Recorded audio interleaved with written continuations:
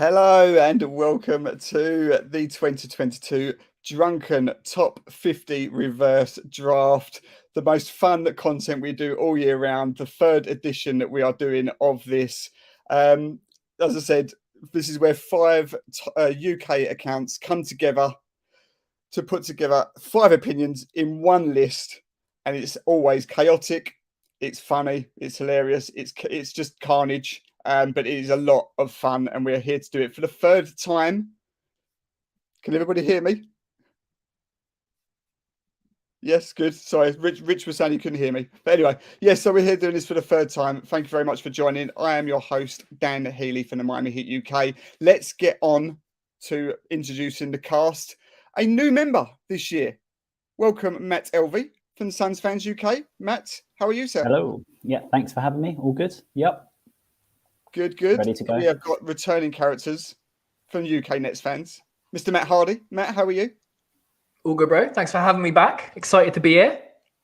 I'm excited to have you here. I'm excited to watch you in general tonight. It's going to be fun. Last year, it got a bit naughty with Matt. He was offering people out. It was brilliant. It was real fun, and I'm looking forward to seeing it go the same way again. Rich is gone. I'll hopefully bring him back in a minute. Of course, we cannot do this without Aaron Emer, Pacers UK. Aaron, how are you? Hey, how's it going? Yeah, all good, man. Looking forward to some picks that are slightly better than last year's. Especially interested in seeing what Matt Elvey's got for us. Yes, yeah. I would say so. Immediate pressure on Matt Elvey.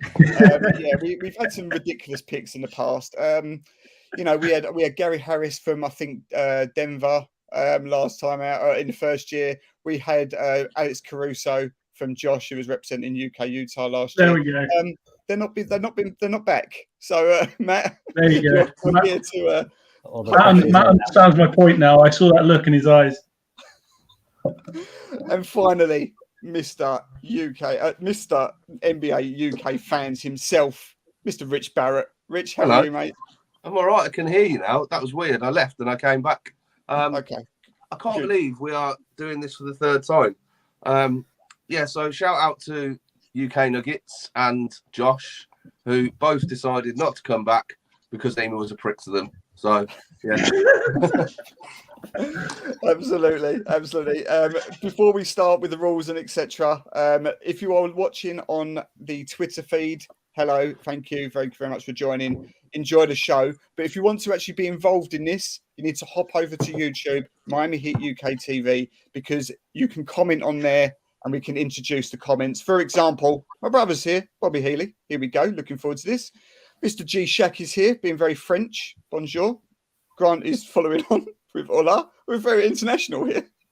And Ginger Shack is back. Matt LV will be a breath of fresh air in this slot. I agree. We've got high hopes. Right, guys. Looking forward to this. It's always a load of fun. Let's get on with some rules and regulations.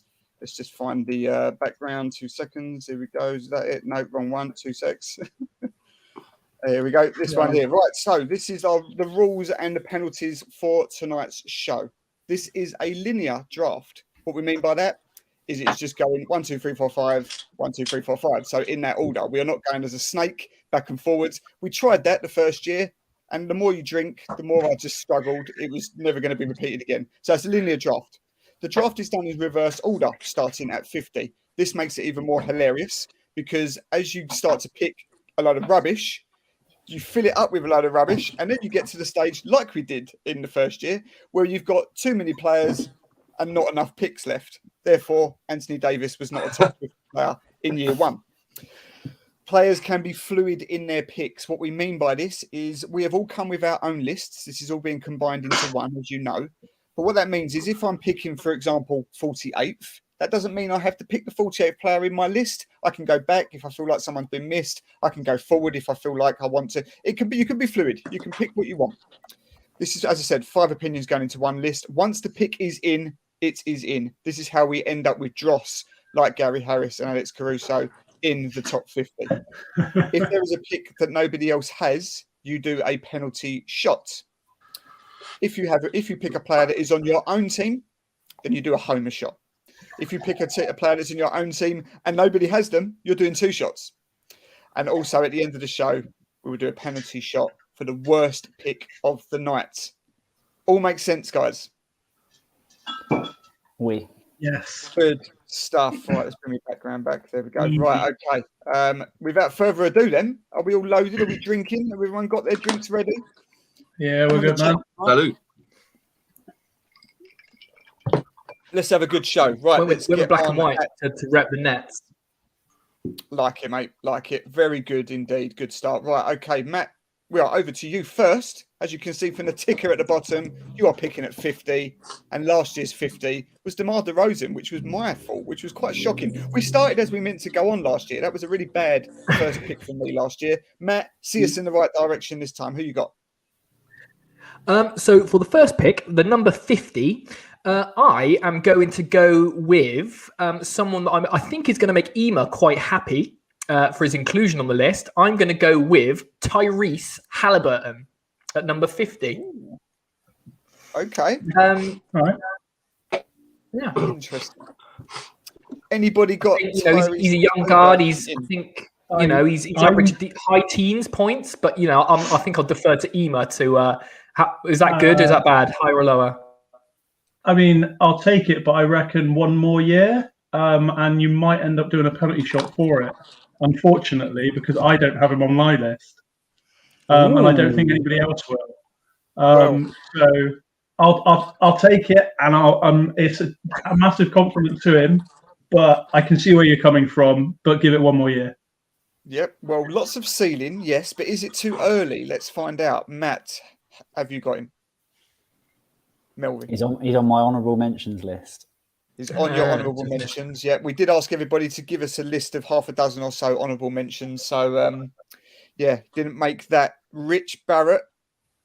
Honourable mentions. In or out? Sorry. Honourable mentions. Not on the 50. Mentions. Close, but not quite. Right. Well, it's all down to me then, Mr. Hardy.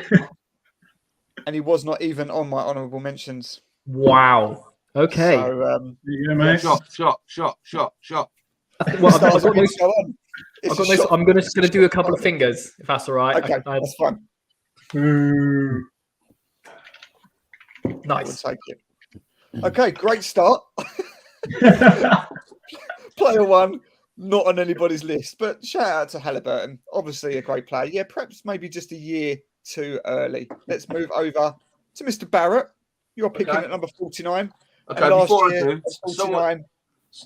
do this, someone did say that we had to make a cocktail on this, and then no one else is appearing to do it. So I'm going to really quickly make my cocktail within about 60 seconds. So what you do first is you obviously salt the top of the glass, and then you have a cloudy vodka-based mixture, as you can see there. And then you have some purple and gold garnish to go on the top. And this is what I like to call salty Laker fan tears. Oh, I love it. Love it. That's great bartending, Rich. And I love that. Is outstanding. Good man. Well, let's see whether or not he's going to drink it all in one go. Nah, fuck that. I'll do it later. Okay, cool. So, 49th pick. It may come as no surprise to you that I have prepared in advance. Not one shot, but two. Okay? So this is probably going to be someone who's not on anyone else's list, and it's a homer shot. But my pick at number 49 is your Kia Defensive Player of the Year, 2021-2022, and it is the one and only Marcus Smart. Marcus Smart is a top 50 player. We've got a couple of shaking heads. We've got Matt Hardy shaking his head. We've got Ema already has his hands in his head. You're going to see a lot of that tonight. Matt Hardy, did you have him? Let me just keep scrolling. I think it's bad news, mate. Although I know we're not going to talk a lot about the playoffs today because we don't need to. But he's an incredibly good player, but I haven't got him in. I don't know why though. Okay, no, fine. Ema, you went straight to despair. No, he's not on it. I tend to think that players. He's a player that is important to his team and is fit with the team is great. But in terms of best players in the world, I don't think he's like there, two-way game and all that. He's not a player that's ever going to be offered $100 million contract, and those are the types of players I want to be thinking about. Okay, reasoning, good reasoning. Melvin? I did have him. Can I still do the shots? You can still do the shots if you want. I had him at 48. What did you have him at, Matt? 48. 48. Yes, Matt Alvey. And it was purely because of the DPOY, to be honest. Well, let's. I see you're 48, and I will raise you to 44. Rich, I had him at number 44. I love so you, you were safe. You were safe regardless. Look, people know that I love a player who's a dog. I think he adds a hell of a lot of benefit, and that goes a long way with me. It doesn't maybe matter about the wage packet, the all-star recognition, etc. I think it is very important to his team, and he creeps into the top 50 to me too. So, Rich, you're safe. I had the shots anyway. You had the shots anyway. Yeah, fuck it. I'd say if we were doing players that were just important to their team, we're going to have a hell of a lot of guys in here. But right, let's come round. Oh, it's me at 48. Here we go. At 48 last year was Drew Holiday. That seems low from last year, but we'll come on to that. At 48, I still don't know what to do here, boys. I was umming and ahhing. Duncan Robinson. I'm going to do it. I'm going to do it. You know what I'm going to do. No. I'm going to do it. It's your 6th man of the year, Tyler Hero. At number 48. I love it. Rich loves it. Rich, did you have him? I didn't love it that much. No, shit, I have. Yeah. 45 I've got him at. Yes. 45. Good man. Matt, you're also nodding. 49. 45. 45 as well. Melvin? Yes, sir. I didn't have him. No, he is on my honourable mentions list.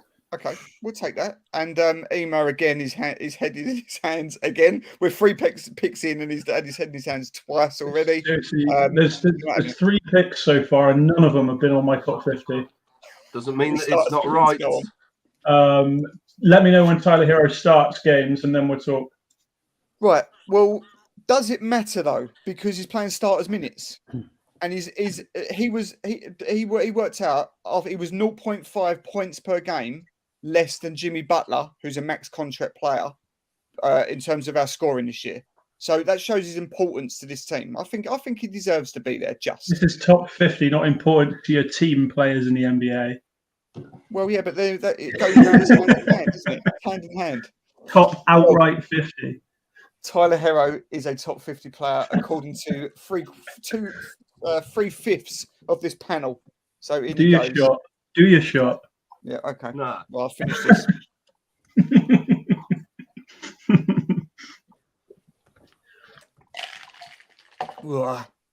Okay.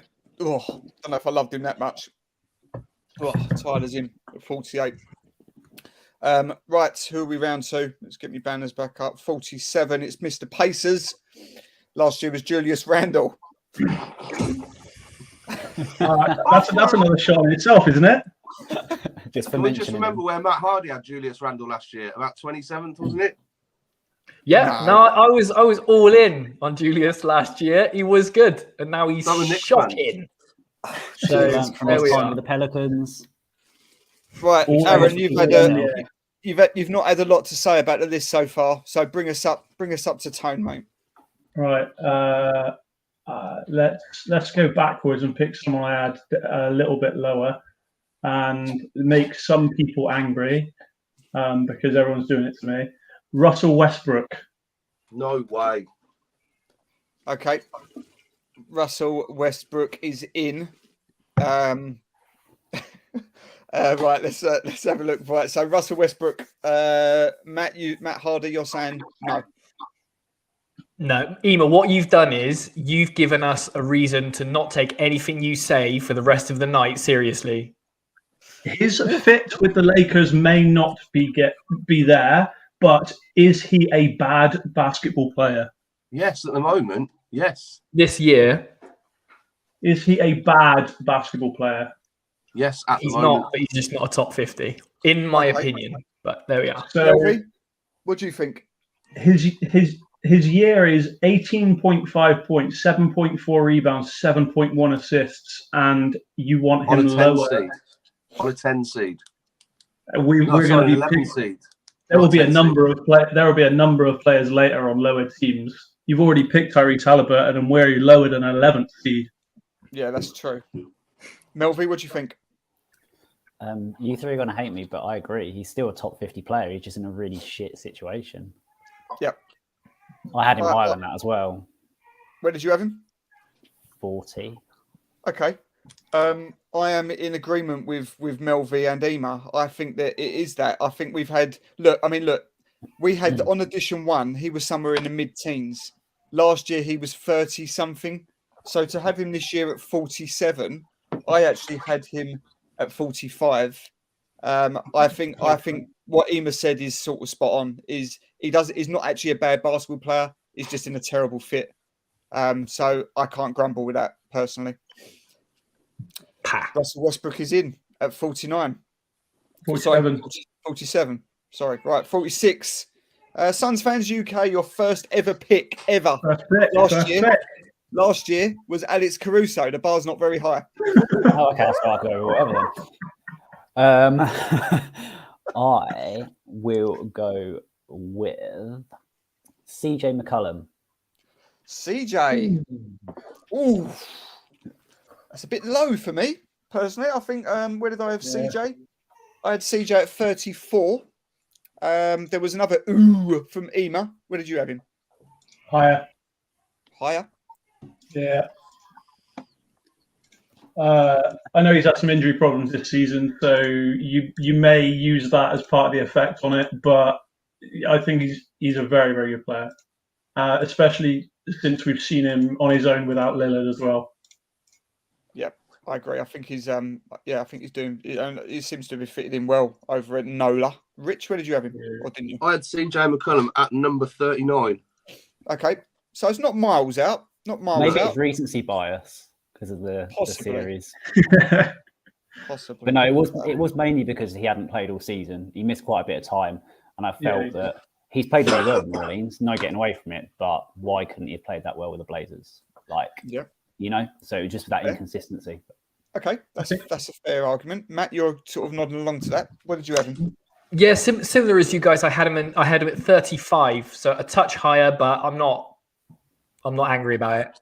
Okay, good. Well, we're all in. We're all in agreement that he's a top 50 player. That's a good start, but perhaps the consensus is it's maybe half a dozen to 10 places a little too low, but he's in there. He's in there. Right, Nova, back round. That was the first round of picks, guys. Back round to you, Matt Hardy. Last year was Fred VanVleet at 45. Well, I don't know if this has ever happened in Drunken reverse top 50 history, Dan, but at 45, I'm going with Fred VanVleet again. Wow, there you go. That is a coincidence. So no improvement on the year for Fred for you then, Matt, no? Which sounds tough because I really rate him. But I don't know what it is, but I just think there are better players. I got no beef. And there's probably going to be Raptors fans that are going to feel like that's a bit low. But yeah, that's where I've got him. Okay. Melvi, where did you have him? I had him at 35. Okay, that's a bit more in line with me. I had him at 37, so I did have a slight improvement. Rich, did you have Fred? I did. I had him quite a lot higher as well because I think he's had a good season. Bar obviously what's been happening in the playoffs. I actually had him at 35. So I may be looking at it on balance a little bit too high. But yeah, he's definitely a top 50 player for me. All-star, deserved. Taking forward a franchise after Kawhi's left, obviously. Because no one really expected the Raptors to do fuck all, and they've done pretty well this season. Yeah, that is a good point. I think a lot of people wrote off the Raptors, saying that the best they'd do would be a bottom lowly end of the playoffs. But yeah, they've had a good season. They proved people wrong. Ema, did you have Fred in? 47. 47? Yeah, so it would have been 2 picks earlier than where Matt's picked him. So yeah, real close. Okay, that's fine. I'm just trying to find him. 37 I had him. So Matt, we're not miles out. So yeah, Fred VanVleet is back in, which I'm quite happy about because I'm quite a fan of Fred. Rich, round to you. 44 last year was John Collins. Okay. I've got him lower than that this year, John Collins, so I'm not going to backtrack. I'm going to keep it in tune with the 6. I think someone who has probably been panned a little bit for the season after, or last season, and has been quite resurgent and a little bit underrated for me is Pascal Siakam at number 44. Back-to-back Raptors in. Okay, I'm in agreement, but I did have him a bit higher. But I did, like you, you and Matt, I had them both close together. I had Siakam at 35, Fred at 37. So yeah, them going back to back, I don't think is unreasonable. But 44, maybe a touch low places. What do you think? Had him early 30s, 32. Okay. So 32. A little bit later. He did get a lot of crap last year. I think he missed out on the list entirely last year because the Toronto guy we had picked too many bad players too early on, didn't he? He did. So he didn't even make the list last time around. He did. Yeah, completely. Pascal is balling right now. High for me. Yeah. He's had a resurgent season, definitely, hasn't he? Melvy, what did you think? I actually had him the same as Ema, 32. Yeah, I think he's done really well this year. I think him and Van Vliet together have come together really well. I think I originally had him in the 20s, but just as we discussed, I forgot some people that needed to go in, and he got bumped a little bit. But yeah, I like Pascal. Yeah, I said resurgent season, which I'm pleased about because you know the season before that he was balling, wasn't he? And then had a real tough year last year, as Toronto did in general. So good to see him back in this list. He's in there at number 44. 43 is back round to me. Last year was Mike Conley. So we're at 43. What shall I do here? I'm going to go with. I'm going to go with my 43, and that is Darius Garland, first-time All-Star. What do you think, Matt Hardy? I had Darius Garland at 27. Ooh, wow. Matt is Did he take impressed. Randall's spot from last year? Is he going to fall off next year as well? I mean, I might have cursed him. That's what I think's happened. But I just love the Cavs this year, man. And he's been a massive part of that. And they've had loads of injuries. But I just love what he's doing, man. He's incredible. I think he's really, really good. Possibly most improved player. I don't know if that's come out. But I like him. I like what he's doing. I like the cut of his jib. I like what he's about. He's fighting talk already. He's not had any whiskey yet. He's Not fighting. His box office, definitely. He's been a great watch and he's a major part of Cavs' success. Pacers, what did you think? Where did I have Garland? 38. 38. So not too far away. He's had a really, really good year. And I don't think that the mid-30s to mid-40s is any slight against how good a season he's had. If he can do it again next season, he'll jump up into the early 30s. Easy. Okay, so we was in the stone's throw of each other. Melvy, where did you have him or didn't you? I did have him, yep. I haven't really got anything else to say what you guys already said, but yeah, I had him really high. I had him at 29. 29? Okay. Well, like Matt said, he's just I love a point guard, but I just think he's been really good. And he come out of nowhere. Like, to think at the beginning of the season that the Cavs main guard was probably Sexton. Yeah. He went down. You didn't even, they carried on like normal. It was only when Allen went down where things went south. But yeah. Yeah, no, that sort of makes Cleveland's season even more impressive. They've done all of this without Sexton as well. Rich, I assume you had him as well, did you? 34, mate.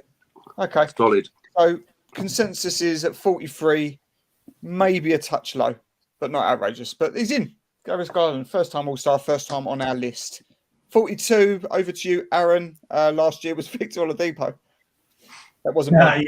He ain't getting in this year. Yeah. Can you do the dance, Dan? Yeah. Do the dance. No, he's not getting in this year, but let's go with a former teammate of his, Domantas Sabonis. Okay, I like that pick. I actually had him bang on 42, and I was thinking of putting him in at 43. So we are completely aligned with Sabonis at 42. Anyone much higher, Melvin? I didn't have him. I kind of forgot about him. Sorry, I do really like him. Like, if I could redo it, he would be in. But yeah, I've just checked my honorable. I just in my head, I was like, oh, he's on my honorable mentions. He's not. Mate, he's a pacer, and that's it's easy to do. Pacer and then a king. It's it's. Yeah, you go to Sacramento, mate. You go there to die. Right. Hope he doesn't. He's a great guy. Okay, so not in Melvi's, but Matt Hardy and Rich Barrett were both pointing upwards, which I assume you had them higher. Rich? 30. 30? Yeah. You've watched him a lot less than I have. Yeah, same as Rich. I had him 30, but I think what is apparent is I only watch Nets games, and I've done a lot of this research based on box scores and stuff. So maybe that's not telling the whole story. He does have very good box score games. He really does. But in terms of the effect he's had from leaving the Pacers, we haven't got any worse or better. We're just the same, and it's the same for the Kings. They've got no worse or better. It's just there. He has really good games. I think he'd be a great third player on a good team. Like if you chucked him on the Nets, he'd be a real good addition as a third option for you. But as being a first guy, he's not that guy. Okay. Not that guy, pal. Not that guy. Well, we're on to pick number 41 now as we come round to Mr. Suns Fans UK. And we've only had one so far, which was the very first pick with Tyrese Halliburton that nobody's had. That's really impressive. For us, that is really impressive. It took 3 fucking years. Who you got at 41 last year? It was another crapter, OG Anunoby. Oh, yeah. So I'm doing this because he bloody deserves it. And if you don't watch the Suns, you're all going to disagree with me. Oh, Christ. Deandre Ayton. Fair. Deandre Ayton, that is fair. Rich, that is fair. I agree with you. I had him at number 40. I actually had him at 43. Okay. Rich, where did you have him? I had him at number 42. Right, we're all basically aligned here. Matt's nodding. What do you think, Matt? I had him at 38. Well, look, we're in a stone's throw, and Pacers is picking his drink up. You're not happy, Aaron? I had him at 42. Okay. We're all good. Wow. Solid pick, Matt Elvey. Solid. I thought it'd be controversial, to be honest. No. I don't think it's controversial at all. Nah. I was just worried who you were going to pick when you said you were making a homer pick. So, Jay Crowder was going to be in there. Jay Crowder. No, Darius Garland. Come on, or Frank Kaminsky. I mean, you've got to do a shot for it anyway, but it's one that's at least worth it. Yeah, he did just do a shot. Rules. Likes Luke in the chat. That might be the most aligned a pick across the board has ever been. I think the most we was out was 3. Mm-hmm. So good work. So that was the 41st pick. Let's wrap up the first 10. Over to you, Matt Hardy. Last year was Malcolm Brogdon.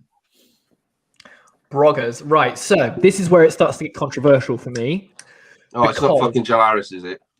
I promise it's not. It's not Joe Harris this year.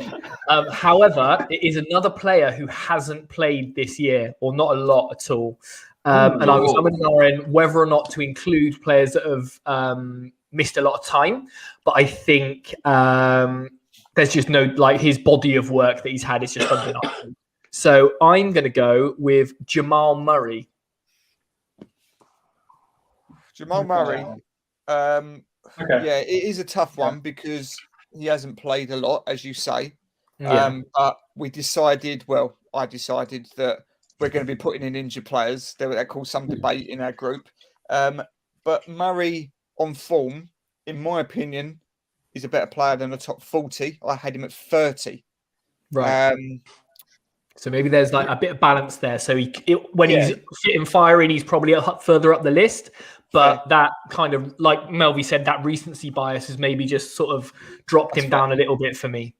Okay. If you want to talk about balance, one of you had him at 30, one of you had him at 40, I had him at 35. Okay, like that. Rich?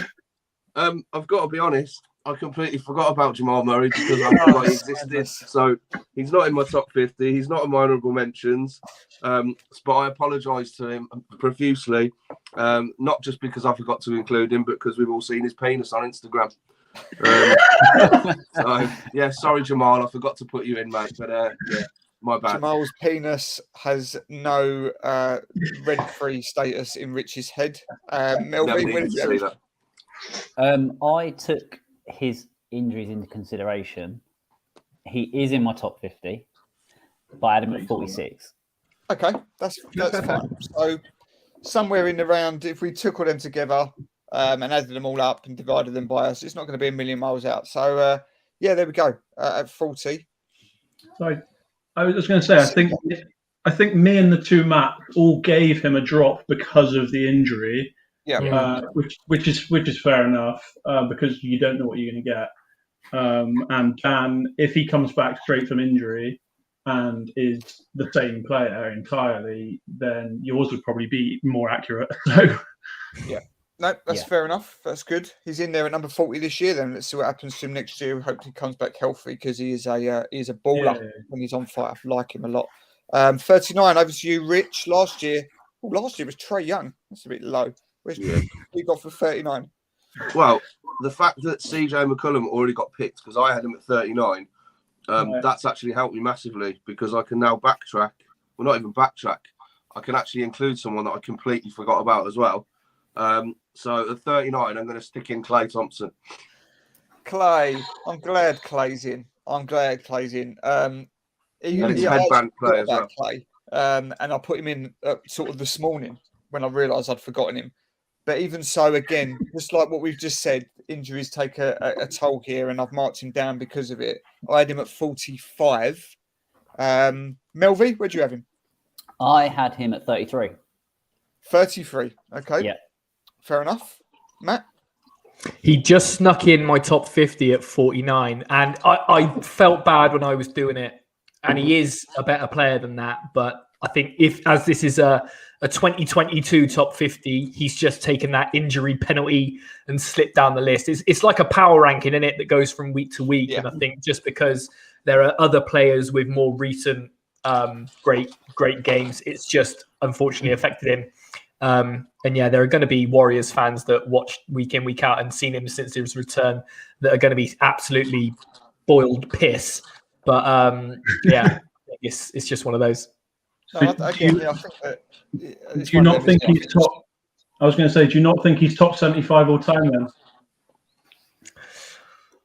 I get it. It's hard to say. He's on a historic team and he's won championships, and he's up there with Steph Curry as in leading this 3-point revolution. So I get that, but that's all narrative, isn't it? Yeah. Okay. Pacers, where'd you have him? I had him much higher than all of you. So I was joking when I said the top 75 all time. It's just the fact that he goes on about it so much is funny to me. Well, Kyrie's not on it, and I'm fuming. So the 75 list can do one. It's quite how it should be on that above Klay Thompson for a start. But Klay Thompson, I had him at 26. 26. Okay. So yeah, a bit of a mixed bag with that one. But so perhaps 39. It's the injury effect again, and we're going to have it a few times. Yeah, that's right. That's true. And so perhaps 39 is accurate. So yeah, there we go then. Clay's in at 39. Over to me, 38. Last year was LaMelo Ball. Let's have a look at my list here. Right, it's going to be tough now. I'm going to go with.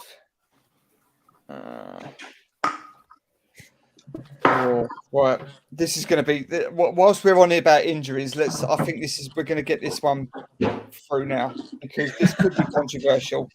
I think I know. We've spoke about it in the chat. We've done know whether or not he should be included at all. But Zion Williamson is going to go in at 38 for me. I think he was something like 16 last year. So what we're saying is, yeah, he was. Klay Thompson is a worse player than Zion Williamson. Yeah. How these lists go. Definitely. So I think he worded it another way. 50 career games or something. I think it's over 80 games. Oh, okay, fair enough. But it's the same thing. I think we've got it probably about right. I think as a group here with the injured players, because we know they're all better than this, but we have to mark them down accordingly. And we haven't seen Zion all year, but we know he's a generational talent. So I don't think that's unfair. Ema, where did you have him? Can't see that, bud. Yeah. Embiid's first 2 years played 0 games. Zion played 85. Cool story, bro. Where'd you have him, Ema? Zion 21. 21. Okay. Melvin? I took his injury into account, so he's 49. Okay. So, yeah, real different scopes. Rich, did you have him? Yes, I did. I had Zion at 24. If you look at Zion's numbers from that chunk of last season that he was playing, they were insane, right? He had something like, I don't know, there was something like 26 games of 30 points plus, maybe in a row as well. There was like 15 or 16 of 30 points plus. The kid's unbelievable, but he just can't stay fit. So, yeah, 24 for me. Yeah, it's going to be an interesting sort of year or so for him now, because he's got a lot to prove, because you know, number one pick, generational talent, all the hype that's around him, but is he going to be able to stay on the court? You know, can he get, you know, it just seems like it's going to be already to have knee surgery. Could we be in for a disappointing career? I hope not. Matt, where did you have him? So absolutely blowing my Klay Thompson logic out the water. I had him 20th. So I don't know what's going on. Right. Well, Good job. We've just done 3 back-to-back picks with Jamal Murray, Klay Thompson, Zion Williamson, and when we do this next year, they're going to perhaps be laughable when they're all in the top 20. Perhaps we'll see. Yeah, we'll see. Let's move on swiftly. 37. Over to you, Ema. Last year was Gordon Hayward. Yeah, he was one that I didn't want in it at all. Who picked Gordon Hayward? Like, fuck knows, but that's a horrendous pick of 37. Right, I've got 8 players who haven't been picked yet behind the 37th pick. So that means let's go Drew Holiday. Drew again. You had Drew at 40, whatever it was last time, 48. Drew Holiday's picked again. It's more realistic. I had him at 33. So yeah, pretty close. I love Drew Holiday. One of my favourite players, to be honest. Drew Holiday. I just like watching elite defenders, and he is absolutely that. Rich, you're agreeing? I love Drew Holiday. What's not to like about Drew Holiday? I had Drew Holiday at number 36, certified baller, great defender, massive part of why they won it last year. Yeah, deservedly top 50. 100%. Yep. Good. Matt Elvey. I had him at 36 as well. Wow, this is good. This is really good. Matt Hardy. Well, you're not going to believe this, lads. I had him at 36 as well. Look at us. Where did you have him, Dan? I had him at 33. So that might be the new closest pick then. We've broken the record in the space for a couple of picks. Outrageous work. Holiday. Doesn't divide too much opinion. Class hooper. Yeah, he is. And as you said, a massive part of the Bucks championship winning team. He's like a good Marcus Smart, isn't he? To be honest, that's a fair thing, because he's just a better version of Smart, because he can shoot as well. You know, he's got a 3-point shot. You know, you're not going to give up 4 first-round picks for Marcus Smart, no matter how much I rate him. But they did that. They did that, and they won a championship because of it. So, but Marcus Smart, who left Nicholas Claxton and Seth Curry, they were so high, mate. We're still waiting for them to come back down with that front pump fake. Mate, it's Nicholas Claxton and Seth Curry. Yeah, we don't need to talk about. Let's keep on task. Yeah, we don't need to talk about the current playoff situation and the current series that's going on. Let's just keep it rolling, shall we? Yeah, maybe best for Matt. Yes, otherwise it will be hit even heavier than it already has done. Let's move on to 36. Over to you again, Suns fans. UK last year is regressed. Sabonis was last year. Okay, so these two flip-flopped actually, Drew Holiday and this person for me. Up and down, I've gone for Kyle Lowry. Ooh. Go on, Kyle Lowry as a top 50 player. Get in there. You might have to drink for that one. I think you're going to have it. I had him as a honourable mention. Snap. Really? Snap. So not quite making my 50, and I've got a feeling, mate, I might have been your best shot there. Listen, Nathan, Matt Hardy, Rich. You not even an honourable mention. Yeah. I had Kyle Lowry at number honourable mention because I love Kyle Lowry. Don't ever disrespect the booty, but he's not a top 50 player. Sure. Ema, not even in your honourables?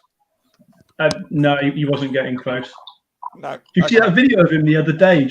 Who was it? He was just following down the court, just walking into the back of them. It was really weird. Yeah. He does like to exaggerate a foul. I'll give you that. Exaggerate a foul. Karl has been a massive reason of why Miami Heat have been the number one seed this year in what is a absolutely stacked Eastern Conference. So fair play to him. He's been available. He's been a floor general. He's really. I mean, we've missed a lot of players this year. We've missed Bam. We've missed Jimmy. We've missed Hero.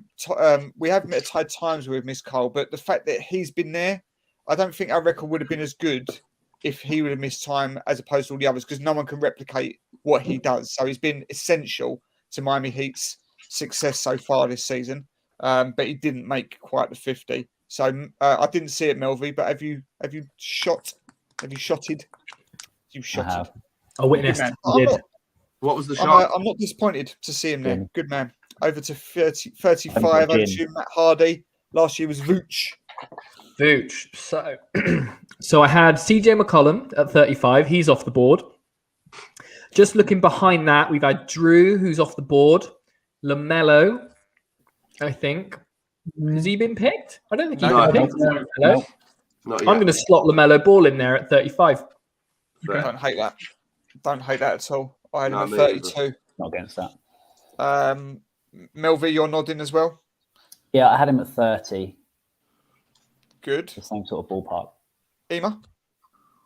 I had him at 37. I know last year he was at 38, so around the right range. But yeah, I don't think he's progressed as much in his second year as we'd hoped after year one, but still worthy of the slot. Yeah, I agree. Rich, get your take quickly. Rich, did you have him? Yeah, I actually had LaMelo at 41, which feels low because the kid's electric, but you know what it's like when you're doing these lists. The last bit is a little bit subjective. You put someone in, then you're like, I don't want to move anyone down to move them up. So yeah, I had him at 41, which I think is harsh. So I'm glad that he's got a bit higher than that. Yeah, I think. What do you make, Matt Hardy? What do you make of LaMelo? Because he's one of those players that he is fireworks, like Rich said, and he's a bit like Trae Young is. He's the sort of player that wherever you off your seat is exciting, he's talented, he's got that ego as well.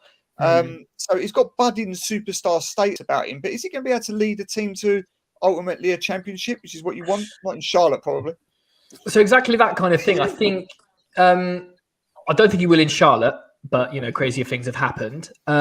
Exactly right. He's box office. He's your league. He's going to lead your league pass team. The Charlotte Hornets are a league pass team. They play entertaining basketball. If you pair him up with people that are incredible, and he can find them, and he can keep on doing those deep threes and those crazy sort of fancy passes, then that could be a recipe for success. I'm not sure what he's like on the defensive end. I haven't watched enough of him, but yeah, he's got that swagger. He's got that swagger, but I don't hate him for it. He's that weird kind of in between kind of. He plays up to this Showtime sort of play, and with that kind of arrogance. But I don't dislike him, which is a bit rare. But I'm a fan of him. Yeah, absolutely. He's not improved much according to us in terms of his ranking this year, but I think that we will see him as we carry on doing this over the future years. Hopefully, we'll see him rocket up, I'm sure. Number 34, and talking about box office, number 34 last year was Jamal Murray. Rich, what you got this year? Okay, so number 34, I had Darius Garland. So if I want to backtrack, I don't really want to go back any further than about 5 places. So I'm going to backtrack to the next highest person I had, which at 37 was Anthony Edwards. So I'm going to put him in at 34 instead. Okay. So, yeah, Anthony Edwards. Yep, love it. Love Anthony Edwards. I had him at 36. Yeah, guy's just a baller. I really, really enjoy watching him. I think he's been, showing literally everything that he can show in his Arsenal. Ema, where'd you have him? Or didn't you? Anthony Edwards, no, he was on there. I had him 10 picks later, though. Okay. Melvin? So yeah, I had him at 44. But again, it's just the early career reasoning more than anything. Interested to see how he does in the playoffs and go from there. Next year, for me picking at 44 now doesn't necessarily mean he can't be at 24 in a year. Similar thing for me.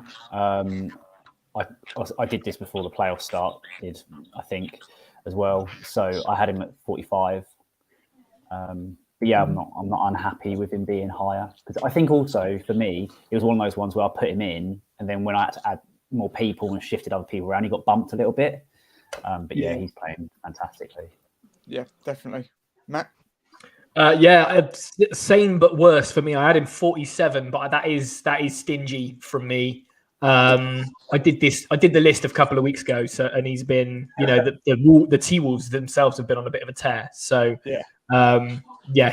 he's an absolute baller, and he will be higher up next time.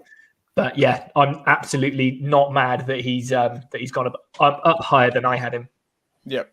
Okay, so perhaps according to the consensus of the group, a touch higher, but he's in there at 36, which is good. 34, which is good. We'll finish this round, guys, and then we'll have a quick toilet break, 2-minute break. So 3 more picks before we do that. Was me at 33. I'm going to go at number 33. I'm going to start ignoring some of the lower picks now and concentrate forward. I'm going to go with Shai Gilgeous-Alexander at number 33. Big nod from Rich. I had him at 40, which felt a bit low, but like this kid, because Oklahoma are a tank team, gets overlooked, and he's a talent, man. He's a great player, which Snowy would not speak to us if we left him out of the top 50 as well. So I'm glad he's in there. I think, because he missed it last year, didn't he? And that was... We'll blame Josh for that again, because he filled it up with Raptors and terrible picks like that. So he's in at least this year when he should have been in last year. But exactly that, Rich, I think, because OKC do get overlooked. It's difficult to judge players that are on a tanking team, but he is going to be a star. Well, he is a star now, but we'll see where his career goes. Pacers, I looked at you. You had your hand on your mouth again. What was you saying? So it's not that I don't think he should be in the top 50. I absolutely do. We've got out of my list, I've got 4. We've got 4 people in the list that aren't on it. So he would have been one of the ones to drop out because we've put 4 players in it that aren't. If you get what I mean. Yes. Yeah, I'm sitting on a couple as well. Thanks, Carol Vorderman. Melvin, did you have him? Yeah, I did. Yeah, I didn't want to get in Snowy's bad books for one. But no, so we all put Shine because we're scared of Tim Swindon. Is that pretty right? much? Yeah. I don't know who that is, but I'll work it out later. It's OKC UK. Yeah, OKC 39. 39? Yeah. Okay. Matt Hardy, where did you have him? I had him 26. Wow. Okay. Which is probably a bit keen, I think, looking back on it. Yeah. Well, I did actually have him a bit higher. I had him at 29, so I'm not a million miles out. But in he goes at 33 for the first time ever. Shay, well done. Over to 32. was Brandon Ingram last year. Pacers. Right. So just going off of what I just said about having to leave 4 players out, I'm not gonna pick any of my bottom 4 basically. So between the next 4, I'm just gonna pick the guy that I like the least. The least. What pick are we? 32. Yeah, because I don't want to see him go too much higher. Yes, fair. That makes sense. Zach Levine. Okay. Zach was someone that I'd considered in my pick. I think he's a little bit better than that. I actually had Zach at 26. I am a bit of a Zach fan, even though his flaws are quite obvious. But I did consider him to go in my 33. So at 32, I don't moan at that. Matt, your eyebrows raised a little bit there. What do you think? Zach, I had at 25. I think maybe I've just been caught up with the Bulls story this year and their ascension. And he's been a big part of that, I think. So I had him a bit higher. Yeah, fair enough. We haven't had Jimmy Zink in the chat tonight, which is evident because he would have been fuming by now. Rich, did you have him any better than 32? I did, and I'm going to shout out Jimmy Zink because if he's not in the chat, there's a chance that he might be in the pub asking statues for directions to the toilet. Very true. Because that happened last week. He was that drunk that he was asking basically a statue where the toilet was. The video is fantastic, but he won't put it on Twitter. I might just do it. I had Zach Levine also at 25. Okay, so we had 25 from Rich, 25 from Matt Hardy, 26 originally from me. Melvin? 23. 23. Okay, so 32, albeit in a handful of picks away, a touch low. I thought that would be the case. It's just I know he gets numbers, but the 2 considerations that I had were if we're going to talk about defensive games like we were earlier, he doesn't have one, and also Chicago's record against teams with over 600 records is like 2-18 or something. Yeah, that's good teams. Yeah, he can score against bad teams, but against good teams, they lose 18 out of 20 times. So whatever. Fair enough. He's there. He's in at 32. 31, the last pick before we have a quick break. Last year was Bam had a bio. Fucking still not got over that. Do it again. Melvin, what you got? I'm stuck on like 3 because I've got someone slotted into 31, but actually I don't think they deserve to be there. And I've got a couple of people lower down that I'm like, they need some recognition. This is where it gets slippy. If you want to tell us the 3 guys, it's fine. All right, so the 3 I'm switching between Brandon Ingram. I've got Dejounte Murray. No, don't tell him if you've got him higher or lower. Just let him tell us the 3, and we'll decide after he picks them. Yeah. And Draymond Green are the 3 that I'm in an eye. Who is the second one? Sorry, Brandon Ingram, Draymond Green, Dejounte Murray. Deontay Murray. Okay. I know who I want. I think you're going to have to leave one out of the list entirely, and Yeah, exactly. This is what I'm thinking, man. But don't tell him higher or lower. But no. Pick. Okay. So you start then, Rich. Who do you want him to pick in that spot out of those 3? Just let him pick. Let him pick it. Let him pick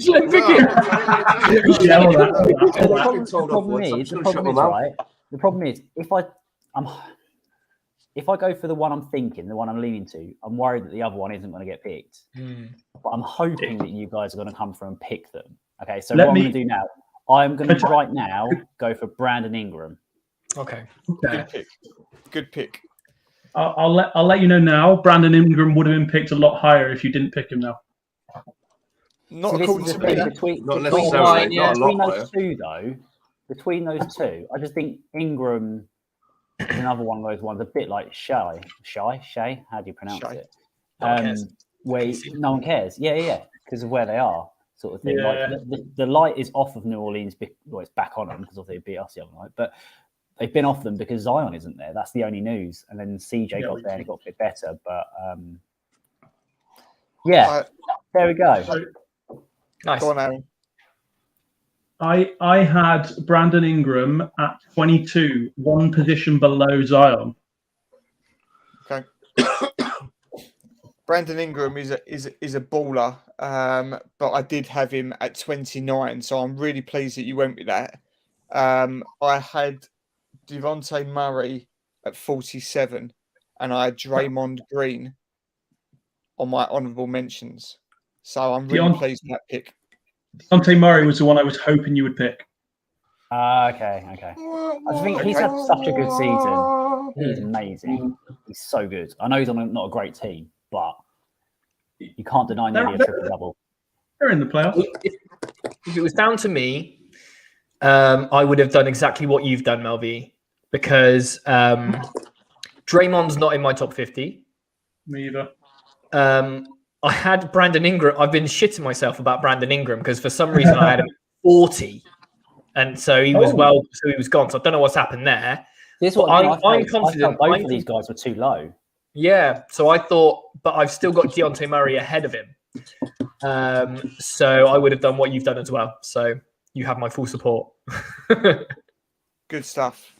So there he is. He's in there at 31 guys. I had him at 26.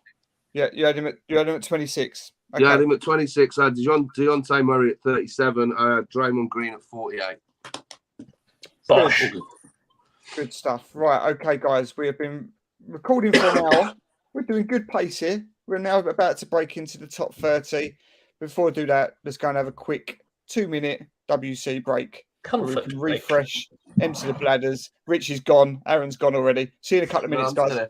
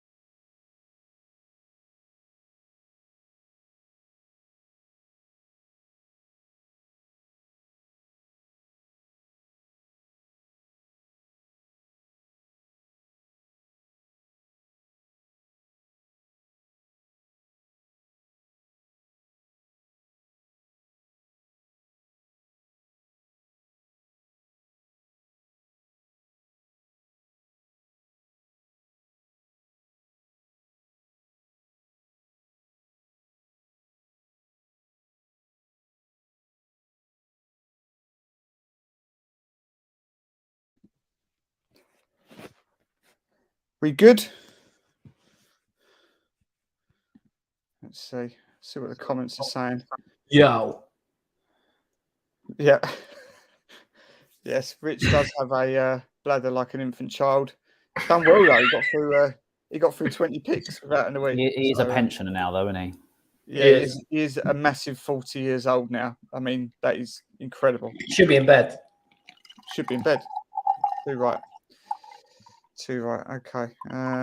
Let's just see that. Pacers is back. Right, let's get on with it, guys. It's over to Matt Hardy again. Oh, look, Shay was in it last year at number 30. What was I looking at? There we go. There we are. So 30. So that was Domantas Sabonis for me. So I'm up against the same thing as Matt was. I've got a couple of people that haven't made it yet. I've got a couple of people that could probably make it. But this might be stingy, and I'm not quite sure, but I want to make sure he's included.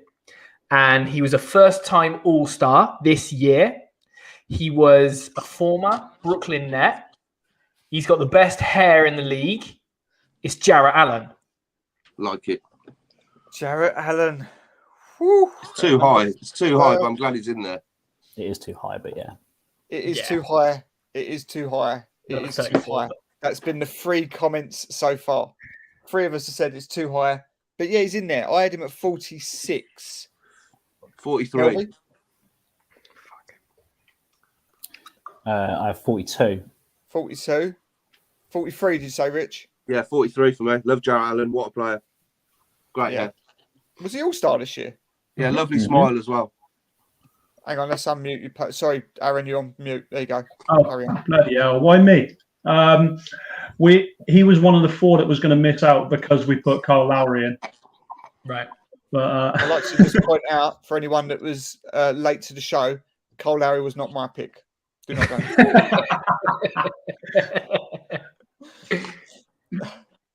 Okay, so where did you have him, Aaron? I had not Kyle Lowry. I didn't have Kyle Lowry in it. Jarrett Allen I had at 40, so he's come 10 picks to early, late, whichever way you want to talk about it. Okay. Sorry, I did ask, but I didn't hear the answers. Was he an All-Star this year? Yeah. An All-Star sub. Yeah, he was a replacement. Right. Still an All-Star. Yeah. And didn't they win the skills challenge? Was an All-Star vibes. Yeah. Okay, well, he's in now. Fair play. Yeah, he's had a good season again. So I just realised he's above Darius Garland. Yeah. Well, there's going to be a lot of that. There'll be a lot when we look at the list and we think, how is this player above that, and vice versa. A lot of that. But I mean, their teammates. This process is it doesn't make sense, and that's why. I'm just thinking. Fun, though. This is why it's fun. I'm just thinking their teammates, and you would generally say that's Darius Garland's team right now. Sure. Yeah. That's all. Not anymore. Jarrett Allen's team. There's a lot. There's a lot of picks between them as well. There's a lot of picks between them. Yep, definitely. 29. Rich, who was your last pick, by the way? If you can remember. Was it Anthony Edwards? What number was it? 34. 34. And I had Garland, and I had to put Edwards. 34 was Edwards. Yeah. Thank you. It's just I missed one, and I know it was Rich's. And it's I'm tracking it all as well as a backup. If you need it. Good man. Yeah. Good man. Right. So Rich over to 29. Last year was Zach Levine. Already been picked this year. So who are we having now? Okay. Well, I've got my 29th player hasn't yet been picked. I'm very concerned about my 32nd pick not making it in, but I'm just going to not say his name because I don't want to spoil things. I know it is. Huh? I know it is then in that case, if you're that concerned. Well, no, I'm legitimately concerned. No, you probably don't know who it is, but I'm not going to spoil the surprise, and it's not a Celtic. Might be a Suns player. So, anyway. Correct. Anyway, I'm going to go with Ben Simmons at 29. Because that's who is my 29th pick. Mm-hmm. Well, Ben Simmons was a 48th pick, I think, in year 1 because of Rich. I did that. That was Rich as well. So Rich is one Rich over by being not playing. No, he's got a bit missing. That's brilliant. He has won Rich over by not playing. He's gotten up 20 odd picks. So it's all the mind games. It's the mind games. I'm picking him, so I hope that if he does come back, he's shit. And right, Matt. I know you're watching, Ben. I know you're watching. To be fair, I had him in the 40s just because he's not played and whatever. But that was old Matt, and he's an idiot. So I probably did that pre-Ben Simmons trade. Was that old Matt who called Ben Simmons completely spineless? Yeah, same guy. Okay, Melvin, did you have Ben Simmons in? 28. Close. 28. So yeah, close. Good stuff. Places. 30. 30. Okay. He was my 33. So that's a very close one. Other than the guy whose team he plays for. Well, I say plays, like in quotation. Game 4. Yeah. He's nailed on for game 4. Yeah. So we all had him around the late 20s, early 30s, and Matt Hardy, who's, as I said, plays for his team, just about had him in the 50. So he's going to come on. He's going to come on in Game 7, play 2 minutes, and win a ring. Yeah, he's going to hit a free over. He's going to hit a step back 3 over Jason Tatum to win the series. He'll hit a step back 3 over nobody in practice. And then post it on Instagram. Or do it for the gram, Ben. Do it for the gram. Yeah, it doesn't matter. Yeah, good stuff. He's in at 29. It's round to me. Last year was 28. Chris Middleton. I'm going to go. Oh, right. I'm going to change it slightly. I chose this player last year. I got absolutely lamented for putting him in at 50 last year. He is now the 28th pick. It's Demar Derozan. Fair. That's got to be biggest leap, isn't it? Up the charts. But that might not be saying anything because it was just my awful picking last year. It was much more realistic to be around this area. Is that because you were still salty because you thought he was going to come to the Heat? Yeah. To be fair, he wasn't like the level of player he is now last year. Taking a massive leap, but he was still better than 50 last year. Yeah, and he was playing for Spurs last year, which is quite relevant, wasn't it? So, yeah, it's a weird one that Spurs are better without him. But definitely, Pacers. Sorry, Aaron, are you making a list of all the players because I've now abandoned it? Yeah, I've got it all, mate. Don't worry. Thank you, because we'll do a recap when we get to the top 10. I've got it all. Good man. Thanks, Carol. I think I was drinking earlier in the week when I did this. Maybe I'll go on. But while we're on me anyway, I had Demar Derozan at 19. Oh, too high. So yeah, that is high. Rich, too high for you. You said 22. Okay, it's not much different. Still too high. He's not top 20, mate. You were talking about the Bulls' record against good teams earlier, and you had Demar at 19. Yeah, that's a fair point. Melvin? I had him at, and I think I might have been drinking earlier in the week as well. 17. 17. Okay. No, that's all right. That's all right. Look, I just think early in this. Look, if we were doing this in January, he was an MVP candidate. Exactly right? that. Yeah. So that's two back-to-back game-winning threes as well. Yeah, that was outrageous. One of them was against fucking Indiana. I remember it. It was on Twitter. It was on Twitter. That means he's the best player in the world, right? Yeah. Well, yeah, Jimmy said that. Every player said that. Stanley Johnson said that before he was drafted. Yeah, don't forget Paul George said he was an MVP. Yeah, MVP season he had. Yeah, my MVP season. George says a lot of shit. None of it's real. Right. Okay. Demar in at 28. Not a much better version of himself this year, so more welcomed for sure. 27 over to Ema. Oh, wow, Russell Westbrook last time. 27's all right. So we're starting to leave players out now. Yep. How's your dinner, by the way, Ema? Good. Yeah, I got some nachos, jalapenos, and cheese on top of some tortillas. We're all good. Great. Eating cheating. There's a lot of. You know what we had the first year when Anthony Davis got left out. What if this year we had the problem where we had one pick left at the end, and we had to just chuck Nikola Vucevic in at number 1 because we had a gap? Put Caruso in instead. Mate, I've got number 1, so don't worry about it. That'd be funny, wouldn't it? Joe Harris. Joe Harris. I've got number 1 now. So, I don't know. Let's just go. He's got to be in because of what we spoke about earlier. And I don't need to add much more. We can just carry on. Deontay Murray. Yeah. Oh, wow. Okay. See above. Too high. Yeah, we did sort of cover him a little bit earlier. As I said, he was my 47.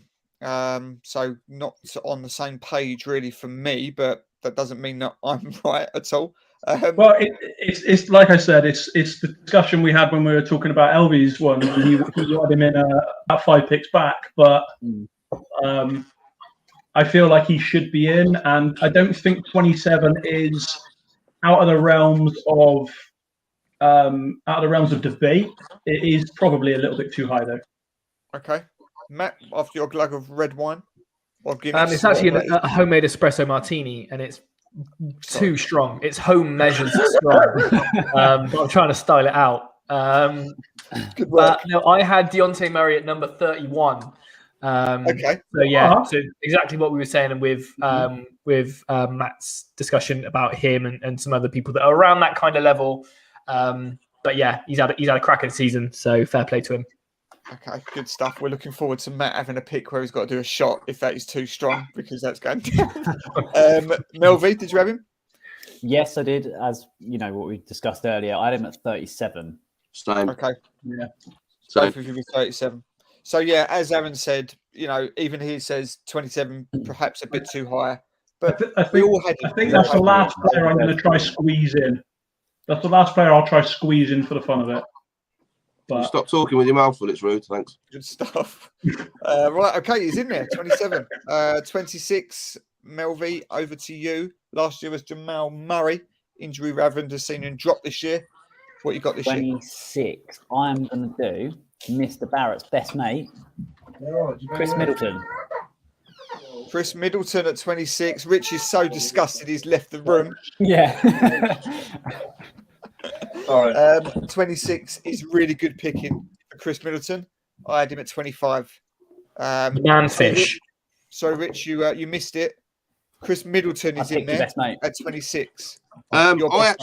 I had Chris Middleton at 27, so I'm happy with that. I'm glad he's in there. We're one either side. Matt Hardy. I had him at 33. Okay. Wow. Stupid face. He has got a stupid face, hasn't he? He has got really a stupid annoying face. Face like teeth like a earthquake in a graveyard. His teeth. Wow. You know. Oh, dear. Okay, we've reached that level, guys. We are denigrating people for their dental welfare now, are we? Mate, yeah. I'm in glass house throwing stones. I don't give a shit. He's drunk. This is whiskey Matt Hardy now. Someone's going to get told to come to Swindon in a minute. I told you it was coming. This is Matt Hardy's getting to that stage. Give it another half hour. It'll be an offering out. I'm there already, so we're all good. Matt, how committed are you? When you take people out to Swindon, right? Do you offer to pay for their train fare and that? You got to do your own. You got to do your own expenses. That's the thing. Can we claim them on UK Netsman's expenses though? Yeah. Matt Hardy, I think you've got to change it so whoever wins pays for the travel. Doesn't pay for the travel. Whoever loses pays for travel. That would be the fair way of doing it. So that's Matt then. I am technically undefeated in street fights because I've never had a fight in my life. So. Yeah. You do look like the fighting type, to be honest, Matt. Where did you have All-Star Chris Middleton? Same as you. Champion match player Chris Middleton. 25. 25. So we had a 25, a 25, a 27, and a 33. Once again, how refreshing is it to have Melvi on the panel with these really accurate picks here? Whoever suggested Melvi so far, I reckon he was a better pick than we've had the last couple of years. Yes, absolutely. Good stuff. Right, he's in. He's not here. We are at the halfway point, guys. So I'll just give a shout out to Josh Roberts for stepping in. That's all good. Love Josh. We love you, Josh. We love you. I do love Josh. I don't remember anyone's name. Number 25, halfway stage. Over to you, Matt. Last year was Rudy. 2-5. So this is where I had Zach Levine. So I'm looking back. I've got players that should go. That have passed. That I don't think should go any higher. And I've had a drink. So Bam Adebayo. Okay. See, everyone's looking at me. All the eyeballs have gone on me because they think I'm going to explode. Yes, everyone knows I'm the Bamist stan. There is. The Bam but I had him at 21. I had him at 21. Bam is a unique player. Legitimate, awesome defender. He should have been in the Defensive Player of the Year conversation. Ridiculous that he wasn't. Legitimate 1 through 5 guarding player. I love him. I think he is going to have a big future. He's going to keep leaking. He was a bit done hard by this year with All-Star status because he missed too much time through injury at the wrong time. But 25 is not. I'm fine with that. I had him at 21. Rich, I'm going to leave you last because I know you're on that hill with me with Bam. I know you're a big Bam fan. Ema, let's get you out of the way. I'm at 31. Okay. Melvin, what's your take on Bam? I mean, I come on your pod earlier in the season and I gushed about Bam. I'm a fan. I've put him in the same place, actually, 25. Okay. I was just going to say, I don't think he's improved from last year, and last year he was 31. So I put 31 again. Okay. That's fair. I think that obviously I watch him every week. There is elements of his game he's improved. He's got this mid-range jumper that he didn't have last year. He missed too much time though, and that's where it stunted him. His problem has always been, and it's something he needs to address pretty quick if he is going to take that leap, is it's in his own head. He needs to believe how good he is. He doesn't yet, and that's his problem. Rich, where did you have him? I think it's funny, like that we are sort of persecuting players a little bit who have missed time, and then putting them lower down. But then people who haven't played at all basically get their old form. Do you know what I mean? But yeah, I know what you mean. I know what you're saying. I had Bam at 28, and it hurt me a little bit to put Chris Middleton above Bam Adebayo, but 28 seemed fair. Yeah, well, in that case, 25 definitely seems fair. So there you go. Like this time last year, I was ready to just walk out of the show when he was putting at 30 something. So 25, I think, is reasonable. So well done, Matt. Over to 24. Mr. Barrett, it's you. Last year was Devin Booker. Okay, so he's a lot higher this year. I haven't forgotten that, Mr. Hardy, by the way. Pick him. Just pick him now. No. So at 24, I had Zion. So if I go backwards, I had Zach Levine, Ingram, Middleton, Adebayo, Simmons, Sabonis, who've all been picked.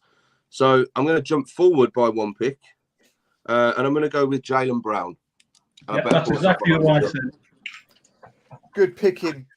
Good picking. I had him at 23. Yeah, that's where I had him as well. But obviously, I'm making sure he's in there. 24. I can let him slip a place. The geezer is certified hooper. He's also a really fucking nice dude as well. Yeah, he is. He is. Yeah. Lots of nodding. Apart from Shout Matt, who's obviously they're playing you at the moment, so he's an enemy. Matt is probably had enough already of the Celtics. I had Jaylen Brown. He is in my top 50. I had him at 32. He's just not Jason Tatum. That's it, isn't it? Like you play the Celtics, you think Jason Tatum. Oh, Jaylen Brown's there too. And yeah. No. Mate, it's the same as Marcus Smart, isn't it? You just say, oh yeah, Marcus Smart there as well. Yeah. Yeah. I had, so immediately follow up your 32. I had him at 33. Nice. So, Eiffel Tower. Melvin, where'd you have him? 27. 27. Okay. Rich, just coming back quickly to what Matt just said there. Oh, when you play the Celtics, you always just think Tatum, and then Marcus Brown's there too. Marcus Brown? Who's Marcus Brown? Jaylen Brown is there too. That's how relevant he is.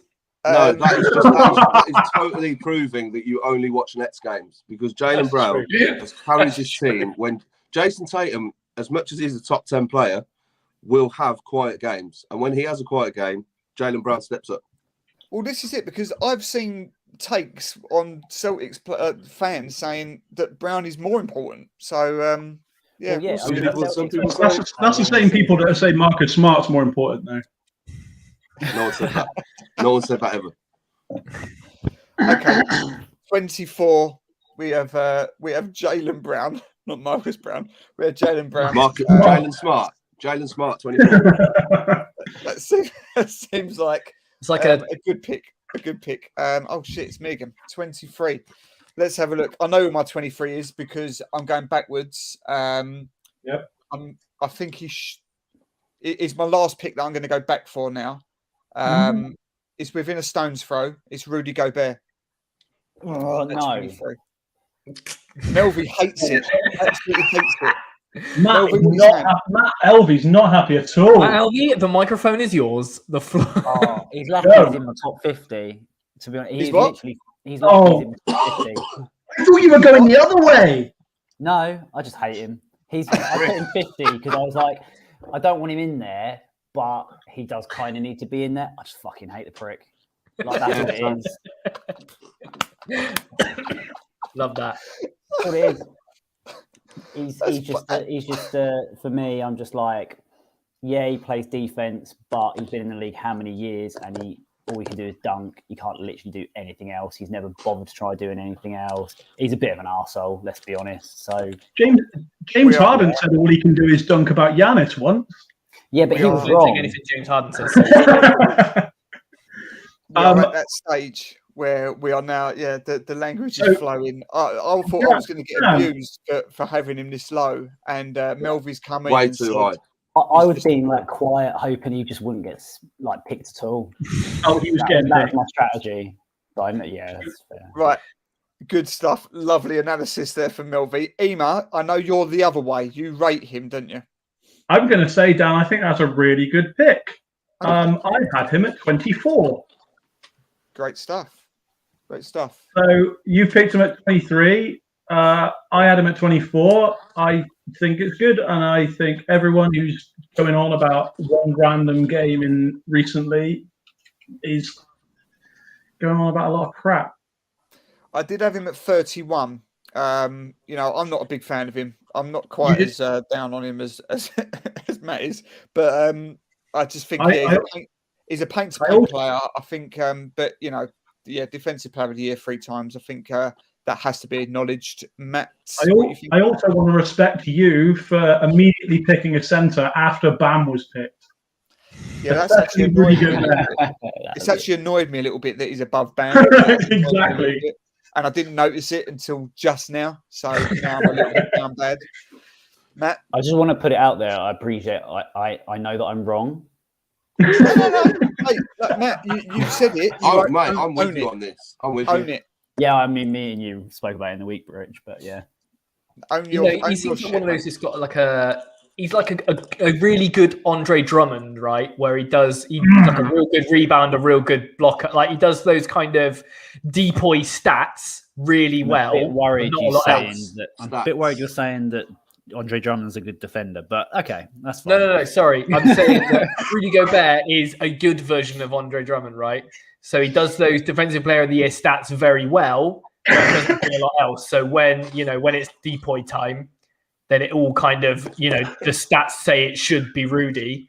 But yeah, I had him 23 as well. So there we are. Still had him above your boy, unfortunately, Dan. But yeah, I'm glad he's out the way. Yeah. Rich? I'll keep it brief. Rudy Gobert was my number 33 pick. Rudy Gobert is hidden and cloaked by people who love statistics because he has very good statistical games against certain players. When he plays against other players, he gets completely found out. And also, he was the prick that shut the league down. So, Rudy Gobert, I know you watch it. Go fuck yourself. Yeah. He invented coronavirus, didn't he? Quite nicely summed up. I did have him at 31, as I said, which I was happy with. I'm just really pissed off now that he's gone one place above Bam, and I didn't realise. Swap them round. It's your show, mate. Swap them round. There'll be some real clever editing. Let's move on. Brilliant summary, by the way, from Matt Elvie. Love that. He's just a prick. That's great. I was going to say, where was it you had Bam? What was the difference between them? I had Bam at 21, Rudy at 31. Oh, okay, that's quite a difference. So if I'm being like not taking the piss or whatever. When you look at the defenders that are on the Jazz, they've got no good perimeter defenders at all. And for them to even have a defense at all, you've got to give him credit. And he has been DPOY for a reason. Like, he is good. It's just, We'll Adam at about 48. Well, I'll put him up to bases because of that. We'll stick with the hate. That was good. That was good stuff. Oh, the signs have come out. The signs have come out. Ema, what's he saying? Rich? It says fuck Rudy Gobert. Fuck Rudy Gobert. Okay, good. Yeah, we'll leave Rudy there then. Fuck Rudy Gobert. 22. Ema, last year was Brown. We got. I feel like we're getting into injury territory. I can either make it awkward for us, or I can just be nice. So I'll be nice one time and see how it goes. Bradley Beal. Bradley Beal. At 22, I've flitted around with Bradley Beal. I've crossed his name out 4 times on my list. In the end, I settled for him at 19. So another heat snitcher, another one that got away. Dan, maybe. Yeah, I had him lower than 22, but he should be on there. He's the lowest player left on my list that isn't part of the 4 I've eliminated out entirely. The thing is with Bradley Beal, I'm a big Brad fan. I think nobody who watches his game, you would not be a big fan of his. I think he's got real game. But I just I've got no time or sympathy for him anymore because he keeps doing the same thing. He keeps moaning about not winning, but then signing again with Washington. It's like, you can't have it both ways, mate. You're not going to win on Washington, so stop fucking moaning about it. You made your bed and are fucking lying it. Matt, what are you thinking? I want players who will stay with a team, though, and try and win with a team. And like Reggie Miller. How many rings did he get? I totally get that, Ema, but then stop fucking moaning about it. It was more fun than Jason Tatum has. Yeah, it's kind of like with him. It's Jason Tatum's I'll throw the team under the bus throughout the season, and then when it comes to contract time, I've taken the money anyway. So, exactly that. I've sort of had enough of it. It's like, you've done your deal. You've said you want to stay, you want to win. It's got that Lillard loyal vibes all over it. I love that. Great, but then stop fucking moaning. Just get on with it. Okay. So how high is Lillard going to go then? Well, we'll see. We'll come to it. Matt Harden. I had Bradley Beal at 28. Okay. So again, he's one of those he's technically good, but I don't give a fuck about him. Listen, I didn't actually say where I had him. I had him at 29. We hit that point where we've gone, yeah, this guy's a really good basketball player. He does this really well. Pick and roll, stats, and now we're just fucking out that prick. Right, that's why he's here. You know what I mean? In the second half. He should be number 1, but yeah, he's got a funny face. So his face. He's got shit hair. Fuck it. In the second half of the broadcast, and that's what happens. Rich, where did you have Brad? A bit low, but as I said, after I got past about 25, 30, I was just putting names in. So I had Bradley Beal at 31. And yeah, do you know what? I'm with you. I don't feel fucking sorry for him anymore. If you keep doing the same shit, what do you expect to change? Yeah, 100%. I think we've wrapped up Bradley Beal really well. 21 I had him. 21 I had him, so I was close. I mean, I had him at 29 myself. I'm just making sure that we don't select. I'm just making sure some players get in now. Yeah. All right, Carol. Thank you. Good stuff. No, I think we've summed up. I'm Rachel Riley. Not Carol. Very well. Let's have a look at number 21 last year. That's by the by. 21 last year was Karl Lowry, and that was another Josh. 21. That was Josh. Well, Josh Roberts. Love it. No, love Josh Roberts. I'll never say a bad word about Josh. I reckon one of you should message him now and tell him to do a shot. He probably would, to be fair. He'd probably neck a pint. He has got more followers on Twitter than Pacers UK as well, so shout out Josh Roberts. Yep. My 21's all over the shop. I don't know. I forgot whose pick it is. Mine's all over the place. It's me. 21's LV. 21's LV. It's the other Matt, yeah. So I'm going to track back a little bit, I think. I think they'll be in, but I'm going to put them here anyway. I'm going to go Karl Anthony Towns. Ooh, like it. Like it. Karl Anthony Towns. I think you guys are going to say probably needs to be a bit higher, but he flames out all the time, man. Like, there's so many games where he blanks. Hence these playoffs. I had him exactly. I'd forgotten about those games, but yeah. I had him exactly the same. 21. I actually originally had him at 24. I had him at 22. Yeah, exactly right. He's he's got limitations to his game. I just think that we're at those limitations. That's why I always say about people take the piss out of me for saying Bam over Cat. I just think at the moment it's because the Bam's got more of a ceiling, and I think we've already seen Towns' ceiling. I don't think we're going to see him any better. I think this is the Cat limitation. Ema, you're not having that. Wait. Are you saying Towns has hit his ceiling and Bam hasn't? Sorry? Are you saying Towns has hit his ceiling and Bam hasn't? Yeah. Why? Own it. Nah, see, I don't quite agree with that. I don't quite agree with that because I think with Cat, it's not ability. It's like I can't be asked, and no one is holding him accountable in Minnesota because he's getting away with it. Like he's 7 foot. Jimmy Butler that called him coach out, should be didn't it? demanding that he stays under the basket and reduces his threes by cut them down to 2 a game, right? And then get other things under the hoop because they've got 2 good perimeter players. You don't need a center shooting 3s. Like, yeah, you can hit him. He's a great shooter, but he's a center. He should be fucking people up in the paint, kind of thing. Absolutely. Yeah. That's it. I've had a lot of conversations about him because. Sorry, say that again. Does that argument translate to Jokic? Because Jokic is like one of the best passers in the league, and he's meant to be a center, but he's essentially a point center. Yeah, but he's down low all the time. A lot of those passes are from down low where he should be in the paint. Doubled or something. Yeah, and the reason I'm saying this about Cat is because there was loads, tons and tons of talk about him being traded for DeAndre Ayton and that because of the whole friends with Booker. So I've had a lot of time to talk about him, and he hasn't really improved that much, like in the last 2 years. He stayed where he is, but a respectable place. It's just that's why I wouldn't want him in the top. Completely 20. agree. I think he's just got his limitations, and I think a lot of that is mentally as well. I think it's just this is going to be as far as we see him. I think he's going to be an all-star again. I just don't think he's going to elevate Minnesota to anything more than what they are right now. But again, we're looking at another really good pick here from Matt because I had him at 22. Rich, where did you have him? Sorry, 17th. Matt, 21. Ema, 18. Okay, so again, we're within a handful. So good work again. We're in the top 20, guys. Round to you again, UK Nets fans. Donovan Mitchell last year at 20. Right. So I've pretty much got my top 20 nailed on, and I would be quite upset if anyone in that top 20 didn't go top 20. So now, Zion was in that top 20. So now I've got a place where I can pick up the best person from the people that have missed my list that haven't been picked. So with that, I'm going to say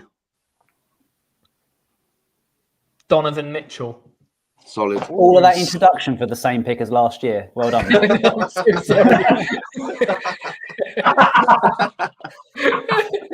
It was between him and Paul George, and I prefer Donovan Mitchell. Okay, that's interesting. Look, I'm not wildly out. We're going to get to this stage now where I don't think any of us are going to be too far out. I had him higher though. I had him at 17 and above Paul George, so that's interesting. Rich, you're not happy with that? Rich, what do you think? I had Donovan Mitchell at number 21. Okay, so we're close. He's a top 20 player. He's just not going to stay in Utah. They're going to burn it down because it ain't working. It's got to change soon, isn't it? Ema? Who are we talking about? Sorry, Reggie Miller.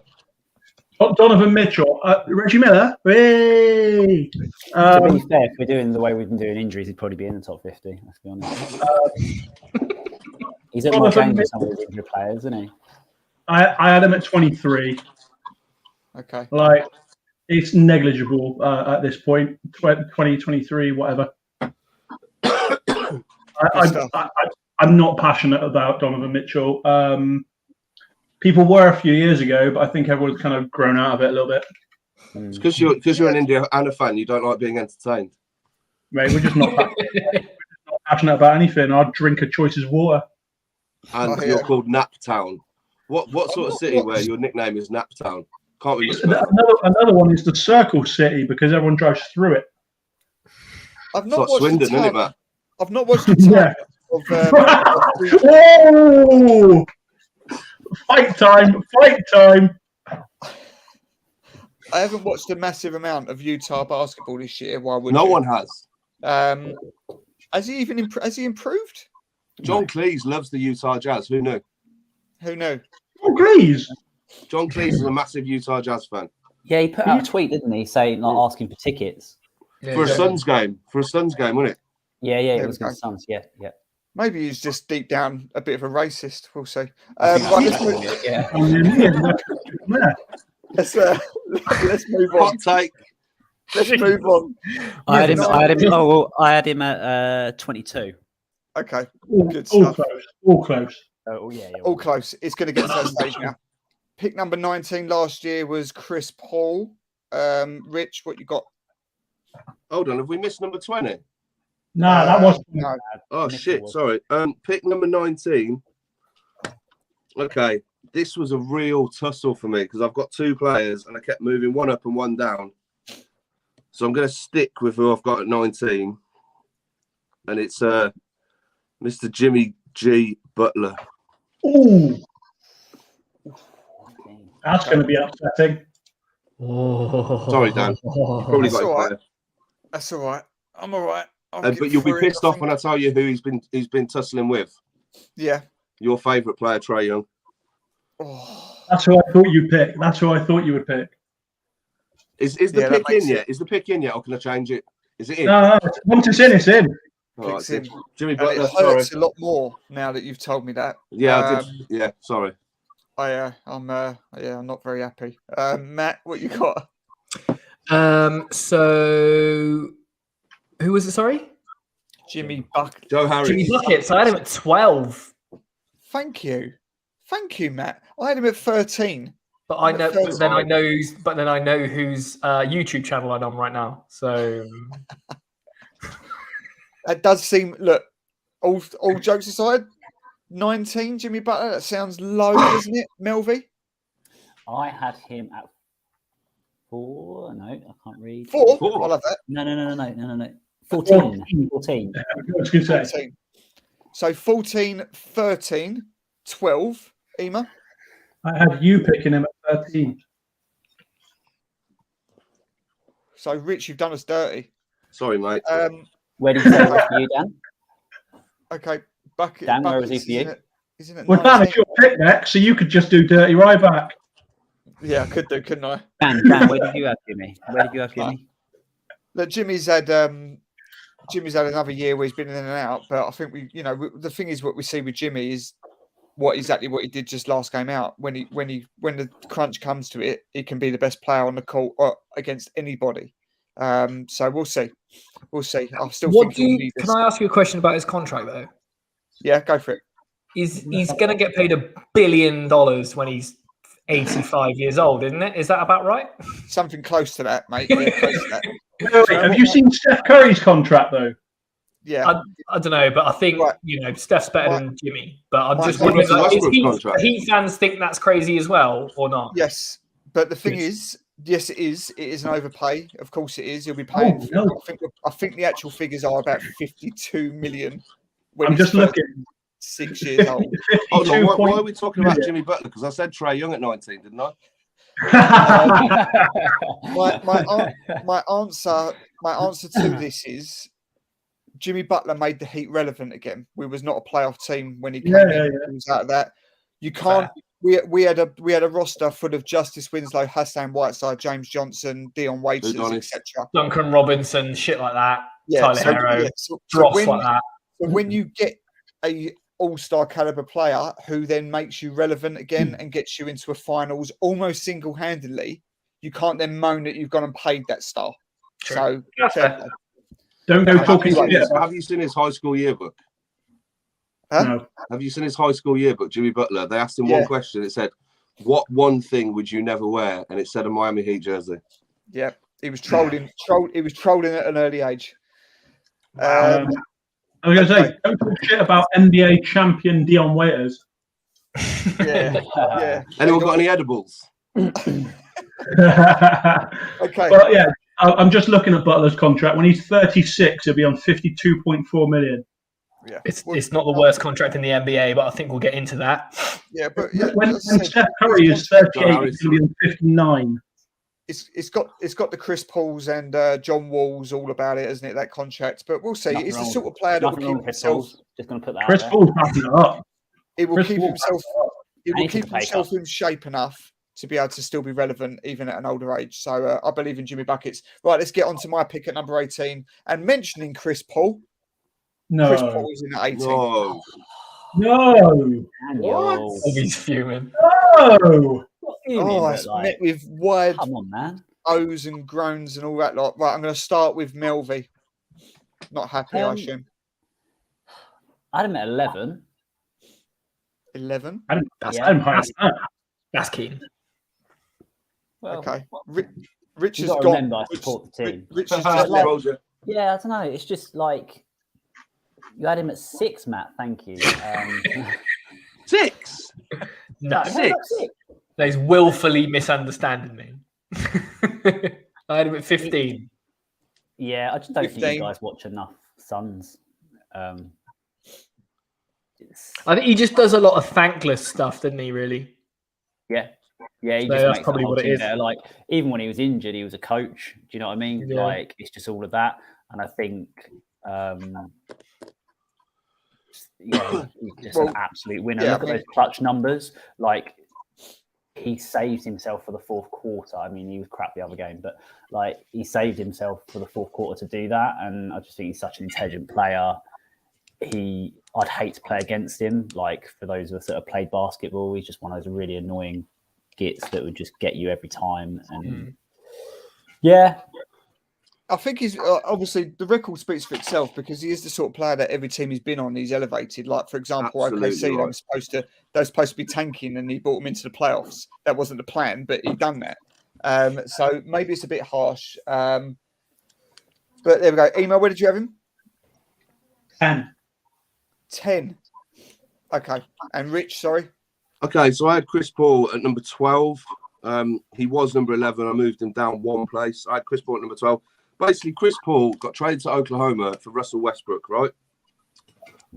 Russell Westbrook is the player that goes to teams and doesn't make them better, right?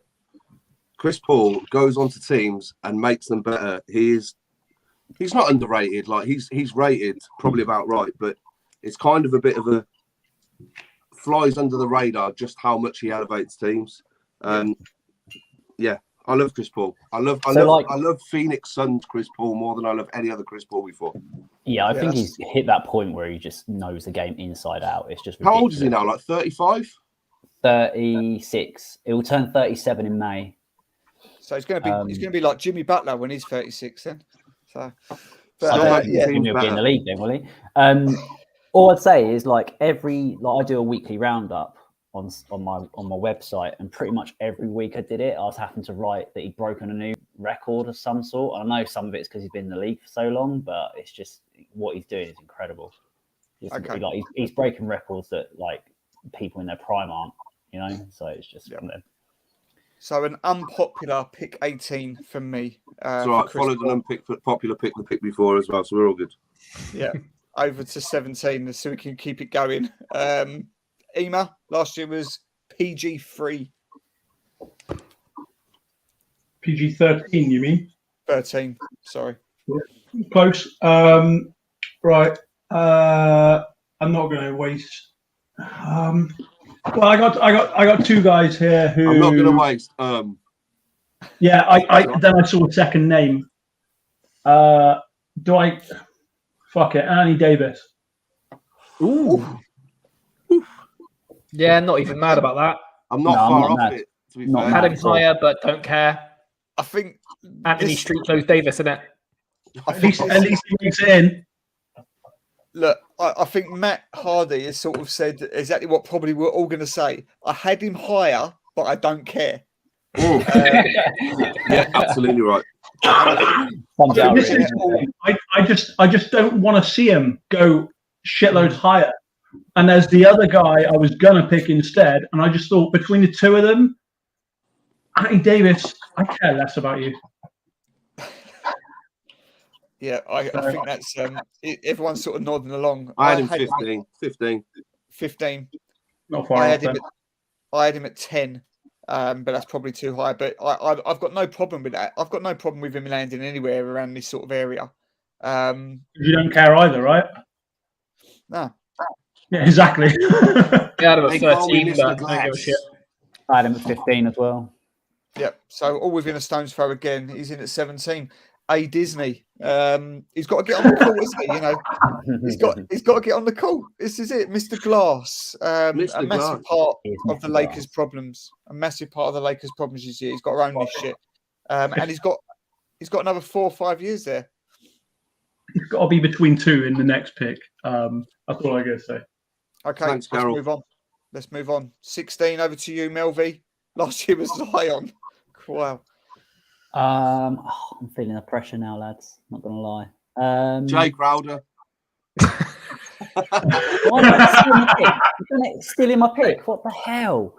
Andrew Wiggins. No Jay Crowder slander. Love him over Miami Heat UK. Okay. Although he's been shocking in the playoffs. Oh Andrew Wiggins as an all-star is not in the list yet. That's only because of K-pop. Yeah, and he's Andrew Wiggins was an anomaly. Yeah. We mentioned him in the last pick. Thought he had a really good start to the season. There we go. PG-13. Cool. Oh. Happy with that. I'm happy with that. I had him at 18. I actually had my actual pick was 19. Okay. 20. Okay. Yep. What do you have him, Ema? So I don't like Paul George, and I had him at 14. But whatever. I'm glad to see him go lower. Yeah, I think that this is about right. I had him at 18. I've always just said the same thing about Paul George. It's just I think he is overrated. It's not to say that he's a bad player. He's not. No. But I always think that he's overrated. He's overspoken about. And I'm yet ready to see it. I know he has the odd game. Matt Hardy, what did you have? Yeah, so I at PG-24, I had him. But exactly like you, Dan, I think he's got Victor Oladipo-itis, where he had his best years in Indiana, and then he's still dining off it. Yeah. I think. Yep. Absolutely. That's when he had his MVP seasons, wasn't it? Yeah, that's obviously when the history is MVP. That was in OKC. Oh, was it? Okay. So he got third place in MVP when he was in, I think, his second year at OKC. But when you actually look at how far his team got, the best years he had were back in like 2014. Yeah, so to be fair, he got dismissed from the playoffs by Damian Lillard from about 40 feet. Oh, yeah, we all remember that. It's just that one picture from the scoring table, wasn't it? Mm-hmm. Yeah, that's the one. I watched that live. That was incredible. Yeah. So, Victor Oladipo-itis. That's a good summary. Overrated Paul George. Not a bad player, of course not. But we just give him some respect, though, that at one point in his career, his leg was pointing in 3 different directions, and he's still a top 20 player. Yeah. I remember seeing that, and I was devastated at the time. Right? Yeah. I actually nearly chucked watching that. Like at the time, I was like, yeah. Yeah, and if you're one of those weird people who likes watching injuries, check out Ecuadorian footballer Luis Garrido, who basically got snapped in half. There's a segue if ever you needed one. Right, so Paul George is in at number 16. Clippers going to be a problem next year, by the way, if they're fully healthy. We'll watch and see that. Let's make sure they can get healthy. Yeah. Let's put it out there. Thanks to them missing the playoffs, I won a bit of money. Shout out Kawhi and load management. Yeah. Number 15, over to you, Matt Hardy. Last year was Cat. It's gone lower this year. So we've got some players that, again, I've got 3. I'm looking at 3 players that I've got 16, 17, and 18 that haven't been picked yet. I'm going to go I'm going to go Trae Young. Great choice. The Don't only shut down the choice, feed. the correct choice. In my opinion, he should have gone by now. In fact, when I picked Chris Paul, I then looked and thought, "Fuck, we haven't chose Trae Young yet." So I'm really, really pleased that he's gone no higher than this because I think that's high. Can we get Rich some tenors? Rich, we'll get a pee break in a minute. Don't worry. Thank you. Let's go around the table. Melvin, where did you have Trae? I had him at 12. 12. Yeah, Wow. I was a bit generous there. Why? You really like watching free throws, don't you? I think that's part of the problem is I haven't really watched a lot of him this year, so I kind of just went on stats and stuff. But I looked down Atlanta's roster as well, and I just thought like they've done okay, and they haven't really got much else. And he nearly 30 and 10.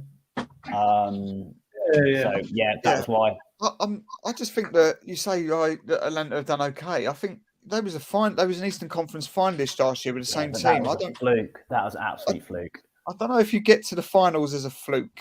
I think that's they've underachieved this year. He's going to say that time, and anything can happen in it. Of course, he's going to say that when Miami made it in the bubble. That's what I was going to say. Well, Miami made it to the finals, didn't they? So yeah, but the bubble season didn't happen, did it? Well, no, it didn't. The Mickey Mouse Cup. Yeah. Well, we lost, so I'm all on board on that. So, but yeah, Trae Young. I mean, just for nothing else, he's just so punchable, isn't he? I mean, he's a great player, but he's been less punchable this year, though. Like at the beginning of the season, when they changed the rules, he was awful. But I've found him less punchable as the season's gone on because he's gone. Okay, they're not going to call it. I better actually play a bit. Yeah. What do you think? I've got a lot more respect for him after he's absolutely taken the Knicks to the cleaners as well. Yeah. So he's done I'm all right with him now. I agree. One thing that I did love is it takes some bollocks to be able to just go into Madison Square Garden to play the pantomime villain and then come out on top. So he embraced that role. And continued this season as well. He's continued it this season. Yeah. So fair play to him to that. Right, guys, we've lost 2 members because of toilet breaks, I'm assuming. We are going to come back with the next 14 picks in just a couple of minutes. I can't believe you missed the last pick, Rich. What the hell? See you later, mate. Hold on. So hold on. You can't pick Trae Young because I already picked him at 19 and I didn't pick Jimmy Butler. Sorry, what did I miss? Guys, don't worry. We'll come back. We'll come back in 2. All right. Let's have a refresh. We'll come back in 2. See you in a sec.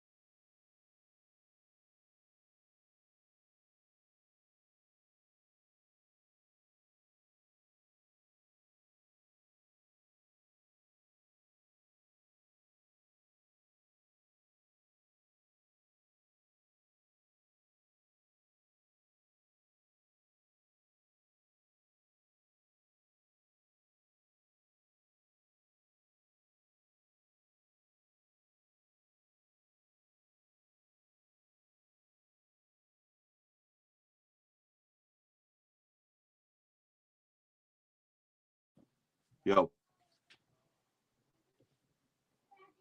Yeah.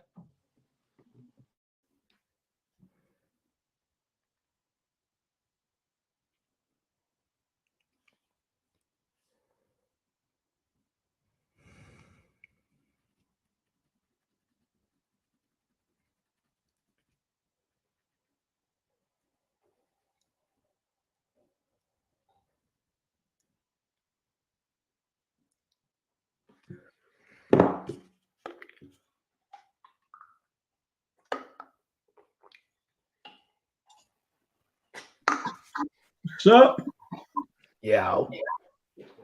We're back. so Right. just to confirm, I had Trae Young at 27. Sorry? You had 27 at Trey. Yep. Wow. But he's the lowest guy left. Yeah, same. Same for me.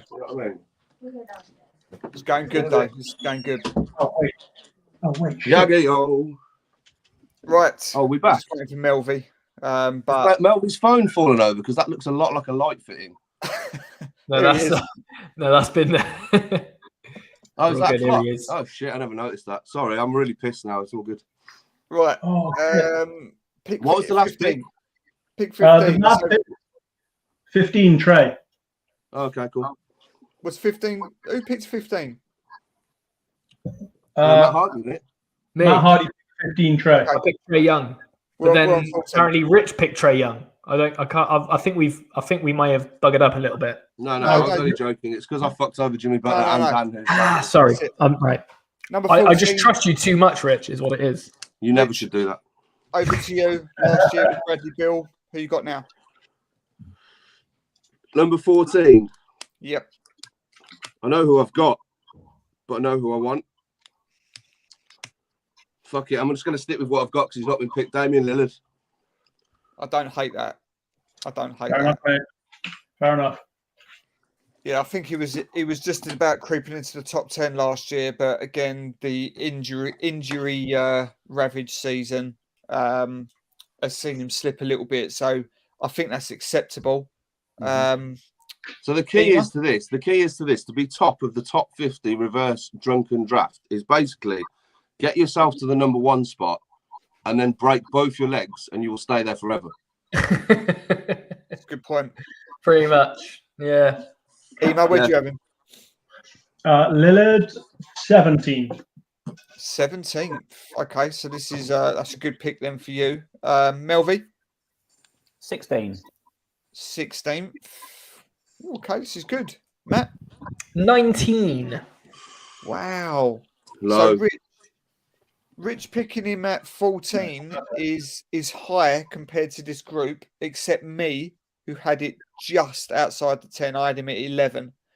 But yeah, everyone knows I'm a big Dame fan. But yeah, it can't, Despite what you said about Bradley Beal. Yeah, well, it's better than Bradley Beal. 100%. I mean about a good player on a bad team and not caring and staying with a team and just signing new contracts, but Bradley Beal on his own has never made the Wizards that much better, like Dame has when CJ was out. Yeah, that's it, 100%. All the credentials that I said about Bradley Beal sort of matter to Dame Lillard as well. It may be even more so with how much he bangs on about it. But the bottom line is he's just a better player.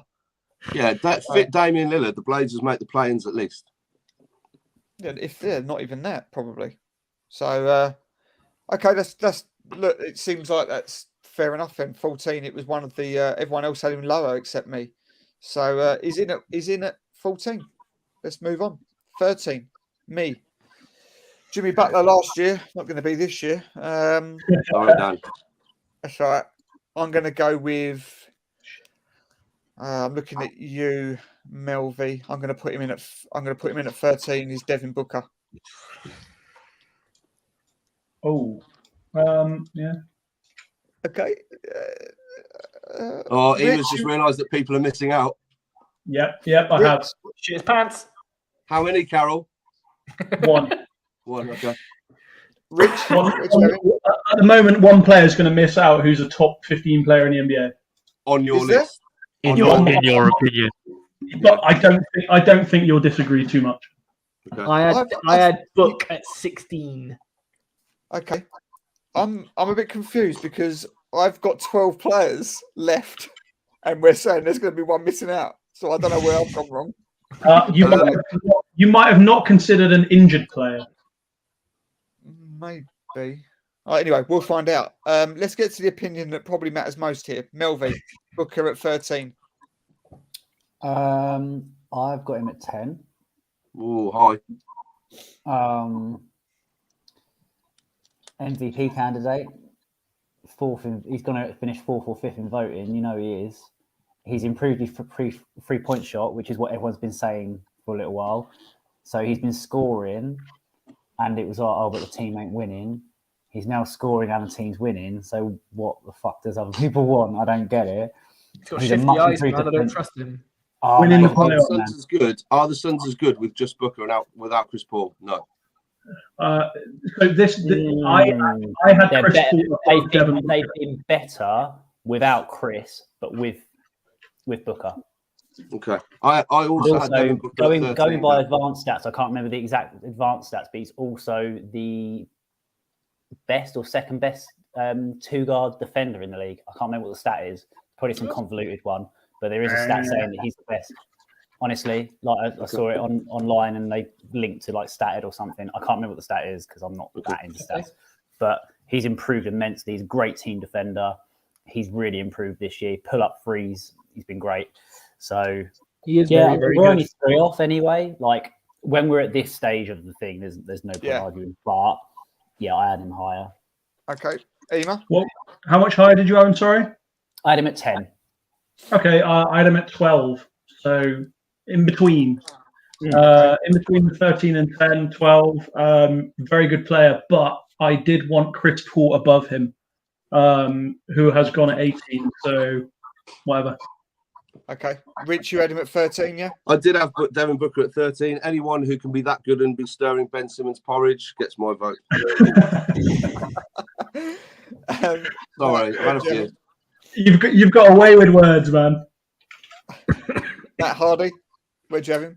I'm at 16. So a bit stingy, but yeah, here we go. Okay. Good stuff. Well, yeah, he was at my 13. So there we go. It's getting to crunch time now. Over to top 12. Pacers UK. It's over to you. Last year was Kyrie Irving. So 12 picks left and 13 players left. In your opinion, I'm confused. Who have I missed? I think it's Ja. That's the one. So I'm going to pick Ja Morant. Okay. Ja Morant was my 12 pick. So we are aligned. I think me picking Ja makes it very, very difficult later on for one of 2 or 3 players. But, I mean, you can even just look at last night's game and the way they came back from a 26-point deficit in Ja Morant. He's become such a good player so quickly. There were people talking about MVP races, and it's his 2nd year, is it? Third. Is it 3 now? Okay.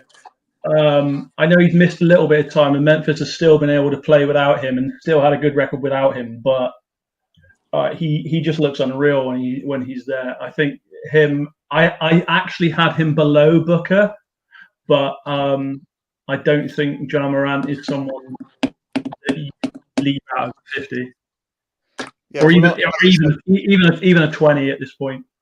Yeah, I mean, as I said, I had him at 12 as well. And when you think that this time last year we had him at 34, I think, or 38, or something like that, and I remember watching that. I watched that back, and I said, "That seems really high already for a 2nd-year player." And yet here we are talking about, is 12 too low? Shows you how much this guy's come on. His box office, a real future, maybe the future of this league. That's how incredible his rise has been. Matt, you agree? It was Matt Hardy that picked him last year at 34. Yeah. I remember questioning it. Thanks, Karl. I'm gonna step over to my microwave and heat myself up a big old slice of humble pie because I've got him at 9 this year. I love that. He's been incredibly good on an incredibly good Memphis team. Like you say, they've played really well without him, but he's got, dare I say it, he's got a bit of the Kyrie Irvings about him on the court where he's just absolutely box office. He's just supremely entertaining to watch. This year it's been translated into wins. And yeah, he's just one of my favorite players to watch outside the nets. And yeah, he's got a massively bright future. And as I say, I had him at 9, so yeah, good. And I think that's a really good point to highlight. Is it's not just the fact that he's been so good; is transformed those good performances into wins. Grizzlies were the second seed. No one had that. No one had that. I don't care. No one. And so that's really important to analyse. This is a difference when I was talking about a long time ago about Domantas Sabonis. Sabonis is a good player who doesn't translate it to wins. Yeah. It's just his box score. Yeah. I love the fact we've put an analysis of Sabonis and Moran in the same sentence. No, but you get the point though. Like, he's the anti-Sabonis. Always look good, but it won't necessarily translate. But Ja Morant's box score will look good, and he'll translate it to a win as well. Yeah. And in a West, which is typically more difficult to get those wins. Yeah. So, but I'm interested in what LV thinks about. I want to see what LV thinks about Morant above Booker. What are you thinking? It is what it is. I mean, I have Morant. Where'd you have Morant?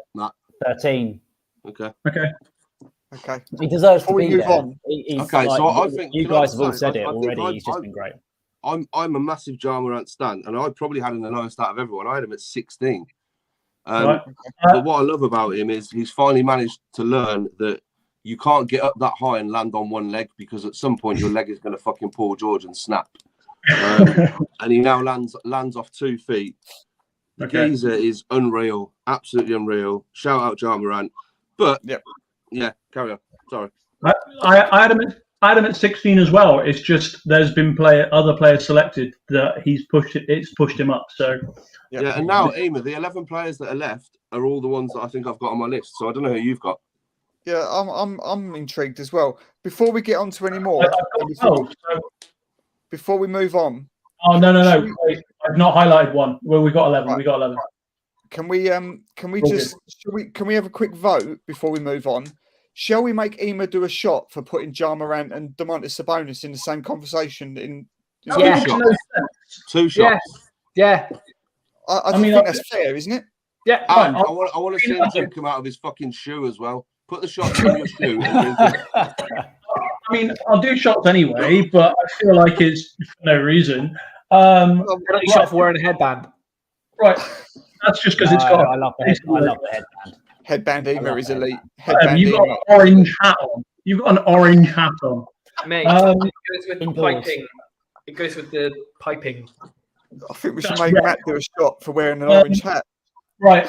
So I've got some drinks down on the floor here. Pick 2 of Licorice Sambuca, Jägermeister, or Fireball. Put them all in one glass and drink all together. Fireball, yeah. No, I've got 2 shot glasses here, so pick 2 out of the 3. Right, drink what's in the normal glass, and then pour one of everything into that glass and drink it. Right. Whilst he's doing that, let's move on. Melvi, you've got the 11th pick. Last year was Luka. Luka, you got this year. Okay, so I'm going to put, I think, the injured player that Ian's been talking about, actually. That would help. I think this would help my list a lot. So, Kawhi Leonard. Fair. Nice. I hate it. Rich hates it. I hate it. Oh, you want him higher, do you? Yeah. Just spike. Is that injured penalty, isn't it? So I saw something interesting not too long ago. Devin Booker has more career points than Kawhi Leonard. Yes, has he played probably more games? Yeah, but he's been in the league 5 years less. Okay, load management. Shout out load management. I had him at 8, but I had him at 8 as well. He should be there, but I respect the fact. I respect the fact that he's not been here this year. So fuck him. Okay. I had him at 9. I think this time last year I had him at 4. So it does show, even at this stage, that the injury makes a difference. Let's just pause for a second because Ema's holding up his shot glasses. This is for putting Ja Morant and Domantas Sabonis in the same sentence. 1. That's Sambuca. 2. Good man. That's Jägermeister. Without a flinch as well. Good man. He's going to shit the bed, though. We all know it. Dead inside. He's dead inside. That's all right. I live alone. No one else is going to smell it. Ema, where did you have Kawhi Leonard? Kawhi Leonard at 9. Same. Okay. So Yeah. close. 8 Close for me. is, Kawhi Leonard is the new boyfriend that your ex-girlfriend introduces you to, and when you shake his hand, you feel insignificant. Yeah. That's beautifully summarised. He's got such a way with words, isn't he, Mr. Barrett? It's fantastic. You know that meme when there's a woman, there's just loads of mathematics going on in the background. That's the one I just saw in my head. That's you, isn't it? Aren't you that meme? That's Carol Vorderman. I don't know. I think you've just taken over the Carol Vorderman role. Right. Okay. We're going into the top 10, and it seems horrendous timing because Eamon's just powered down 2 shots. But Aaron, can we have a rundown of 50 to 11, please? 50, all the way? Why? Because Dan stopped doing it when you said you were. All the way, do you? Well, if you can see the screen, it'd be good. Rattle through. You want me? What? You want me to share the screen? No, just run through the thing. Read them out. Okay, no worries. Let me just do a sort. Number 50, Reggie Miller. Number 49, Reggie Miller. Number 48. Ron Artest. I should have carried on. 50, Tyrese Halliburton. 49, Marcus Smart. 48, Tyler Hero. Yes. 47, Westbrook. 46, CJ McCollum. 45, Van Vliet. 44, Siakam. 43, Garland. 42, Sabonis. And then 8, Deandre Ayton, Jamal Murray, Klay Thompson, Zion Williamson, Drew Holiday, Kyle Lowry, LaMelo Ball, Shai Gilgeous-Alexander, Anthony Edwards, Zach Levine. Shai and Anthony Edwards were the other way around. Zach Levine, Brandon Ingram, Jarrett Allen, Ben Simmons, DeMar DeRozan, Deontay Murray, Chris Middleton, Bam Adebayo, Jaylen Brown, Rudy Gobert, Bradley Beal, Carl Anthony Towns, and then we hit 20 with Donovan Mitchell, Jimmy Butler, Chris Paul, Anthony Davis, Paul George, Trae Young, Damian Lillard, Devin Booker, and 12, Ja Morant. Okay. And 11, Kawhi Leonard. 11, Kawhi Leonard. I must say, guys, as we hit the top 10, this has been hands down the most accurate list we have done. So I've got some people that might. I think I've got too many players. I've got too many players left on my list. I haven't. Okay. I don't anymore now that I've corrected it. Top 10. Thanks, Carol. Let's get into it. The business end. Over to you, Matt Hardy. Last year was Joel Embiid. Right. So I got 2 players. Don't fucking that are. I know what you're going to do. Don't even. They're currently 14 and 18 on my list. I know exactly who you're going to pick. Let's go for some. So I reckon he's going to surprise us and be nice. I'm going to pick the person who I want to be lowest down on this list. Oh, maybe not then. Right. So I'm going to pick. Let me hang on. James Harden. Do I need to drive to Swindon right now? No, you don't. I'm picking James Harden. Well done. Ooh. I tell you what, I don't think it's horrendous, but I had 2 names that I thought were in front of that. So let me give you my. Can we all write down the 2 names we thought it was?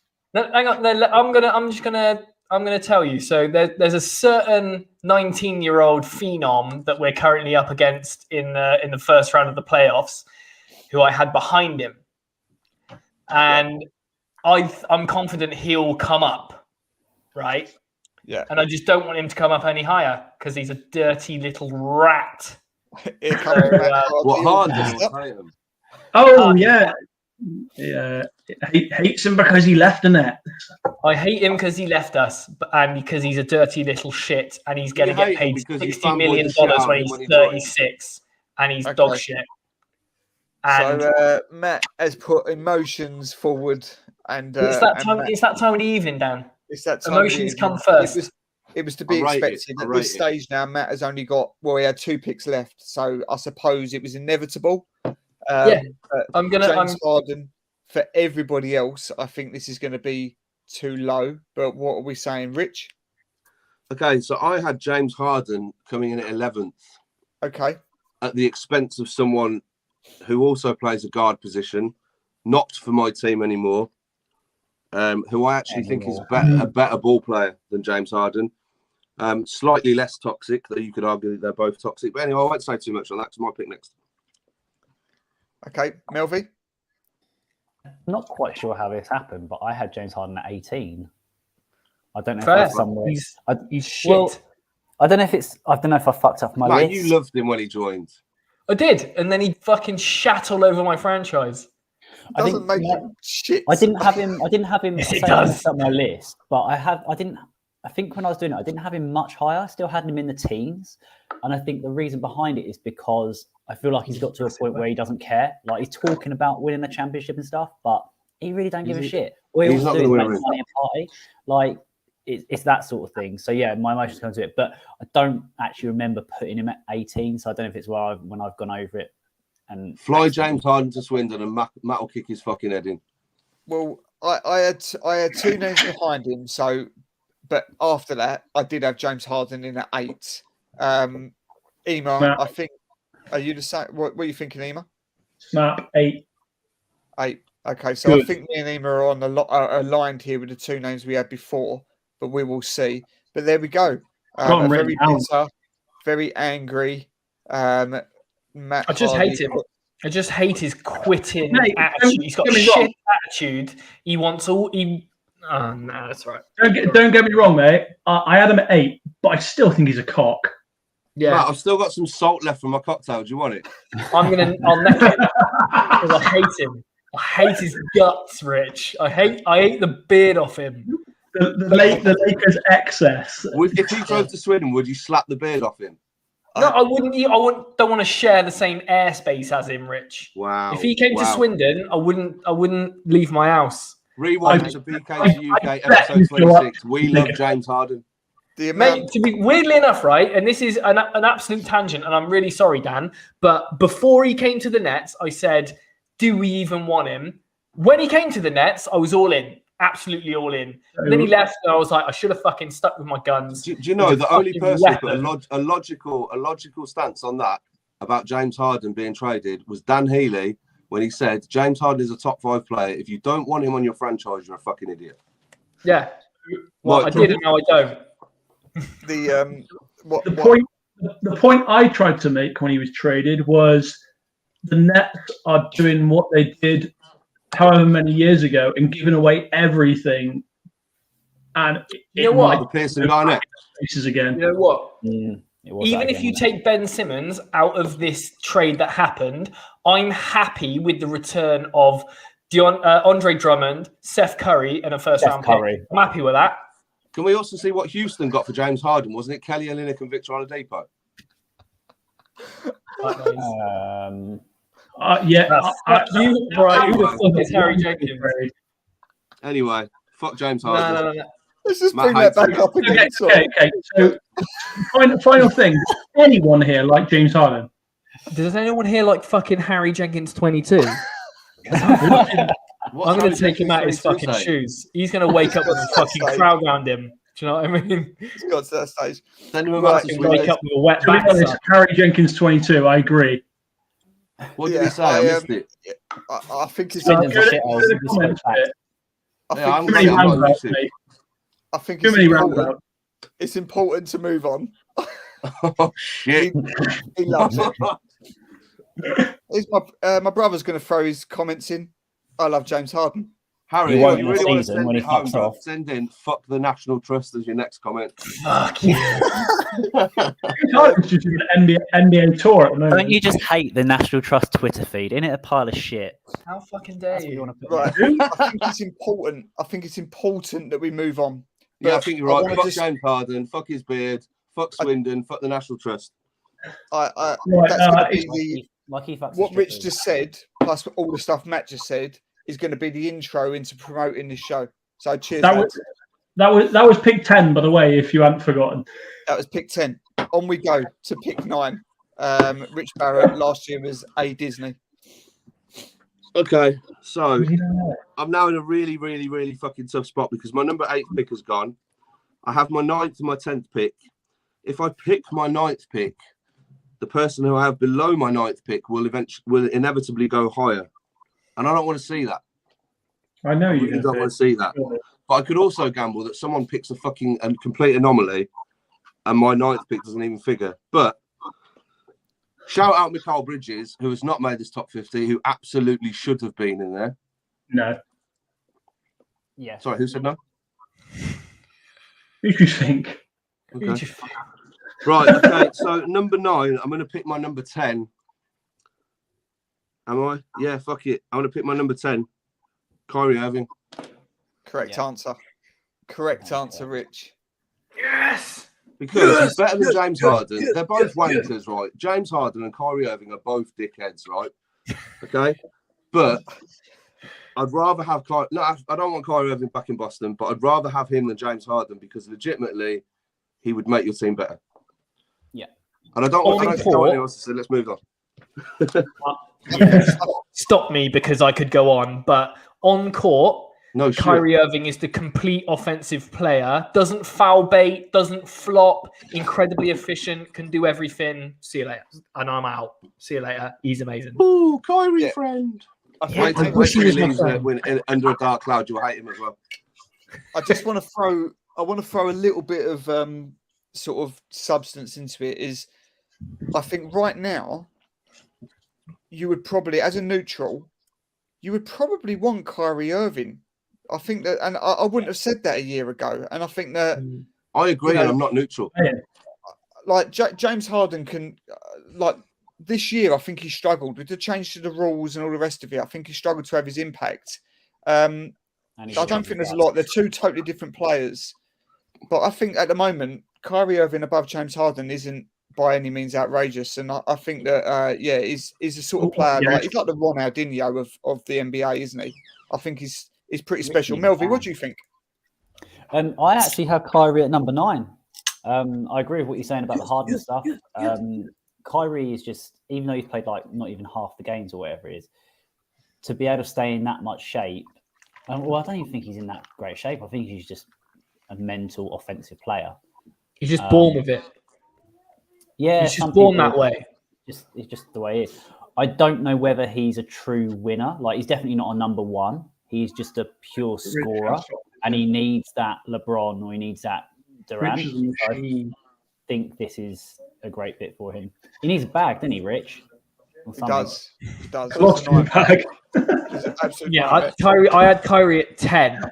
Unsurprisingly, yeah, I just think if we take off all the off-court stuff and let's take that in a vacuum, he's just so efficient. It's ridiculous. Like, watching him closely, as I've been able to do when he does play. Last year he averaged 27 points on 50, 40, 90 splits. And it's just special. And he doesn't do it by foul baiting. He doesn't do it by jumping into players. He doesn't do it at the free throw line. And his layup package is insane. Yeah. His mid range is ridiculous. He's a spot up shooter, and he's just got the best. He's got the best handles I've ever seen. And I think he's all time my favorite player. So I'm absolutely chuffed he's top 10. Question, Matt: would you leave your wife for Kyrie Irving? No.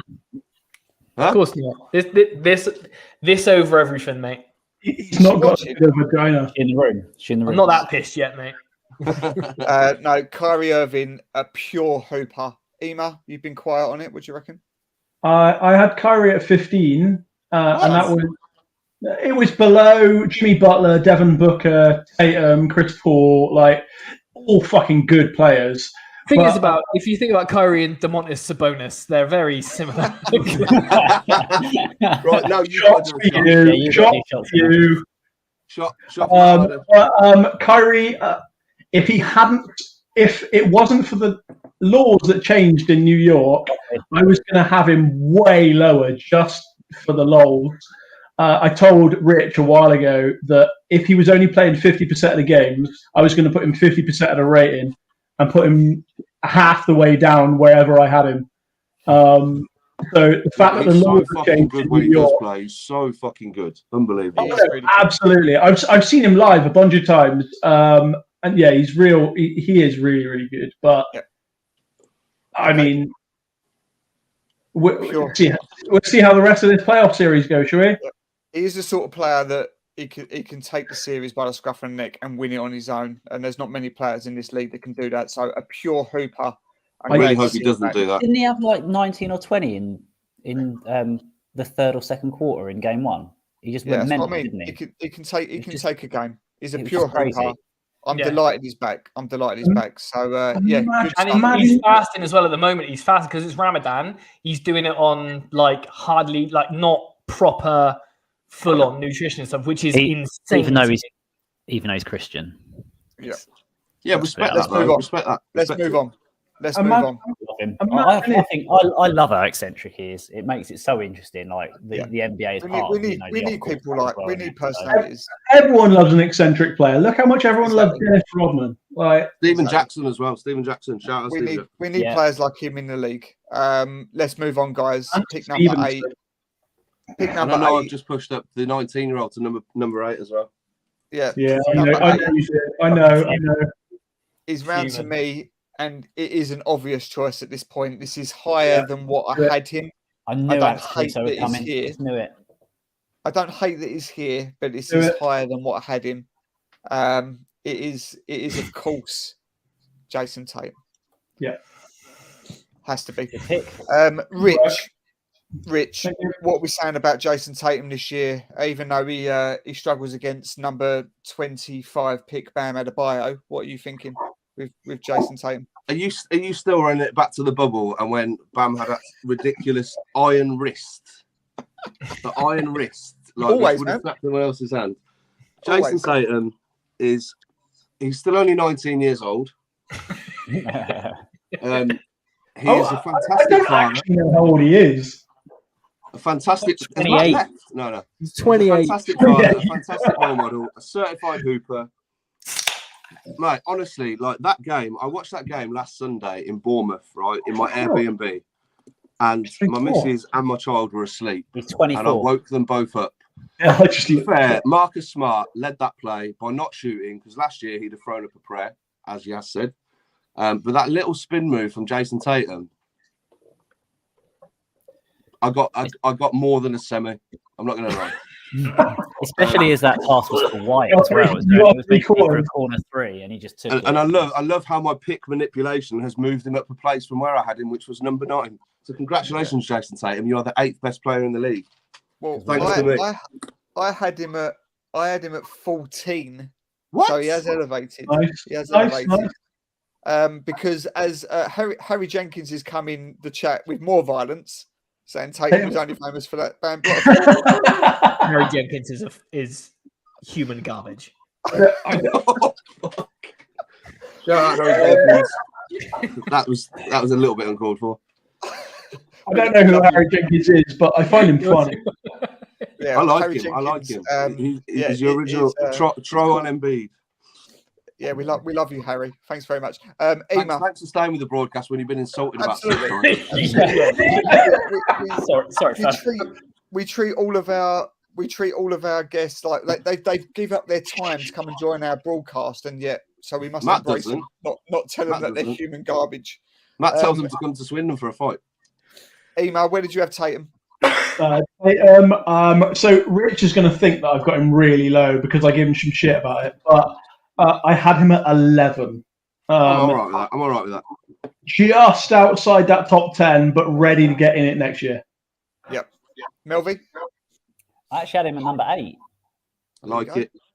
Yeah. Melvy's just become a legend to this broadcast, hasn't he? He's invited back every year. So I said to get Matt Elvey in. He's on point. It was you, yeah. I say at the start, I was saying I'm interested to see what LV picks, but he's had a good night. You know more about I've been around basketball longer than chat and a pussy fit, like, but you know. Right, let's move on to number 7. I had Jason Tatum at 18, by the way. Oh, sorry, Matt. What? 18? What? Wow. On my days. Wait. Why? We can't move on from that yet. We know why, because the Nets are Wait. playing. Tell us who was at 17 and 16. Trae Young, Devin Booker. You had Trae Young above him. But I'm gonna put my hands up. Jason Tatum has been absolutely legit in what I've seen him in this series. He's proper. He's absolutely proper. Harry Jenkins doing this on my We need phone. Harry on next year. Harry is invited next year. Harry's coming on. He's got a fucking football. He's got a football picture as his profile photo. You had Trae Young above him. Grow up, mate. Grow up. Don't distract. You had Trae Young above him. What Yeah. the fuck? Yeah. Right, Matt, you do moving on. clearly only watch Nets games, don't you? We're moving on. I've said that a lot. Matt had him because of the Nets series. Let's have it right. 18. And Yeah. Why didn't you just go to 19 because he's 19 years old? let's not entertain it. Right, You're so 5 years ago. Pacers. Round to you. Number 7 last year Right. was Kawhi Leonard. So we've got to the point where I've got 7 left and 7 picks. So everybody Karl is in order. happy. Everybody is in complete order. So if I pick, so literally, I can pick the guy I've got at 7. Luca. Cool story, bro. Do it. Yeah. Luca. Yep. Correct. Job done. Luca. What are you going to do about it? My I got jaw Luka at dropped. 7 too. I'm Yes! shocked for that. So did I. Yes! 2 in a row. Who else had him at 7? Me. Dan? Matt, where'd you have him? 7. 7. Dan, where did you have him? You're the last one. 4. Oh, you prick! Oh, Everyone had him at 7 for you. casual. Twitter highlight casual. I'm a bit shocked. I'll tell you what we need. You're on the Luka Doncic highlight train. I need Liam. Where's Liam? Liam's in the chat. Liam's in the chat. Liam's in the chat. Liam, I can feel you. I can feel you typing. Oh. Please Do you know, type. Liam only loves Luka Doncic because his mom's fit. There we go. Liam's on. That's because he's so young. Liam Mavs fan Horsley. Surprise, Used to be a Knicks surprise. fan. Oh. Everyone had him at 7 apart from Dan. I think that's low. I No. do. But, Well, none of the rest of us do.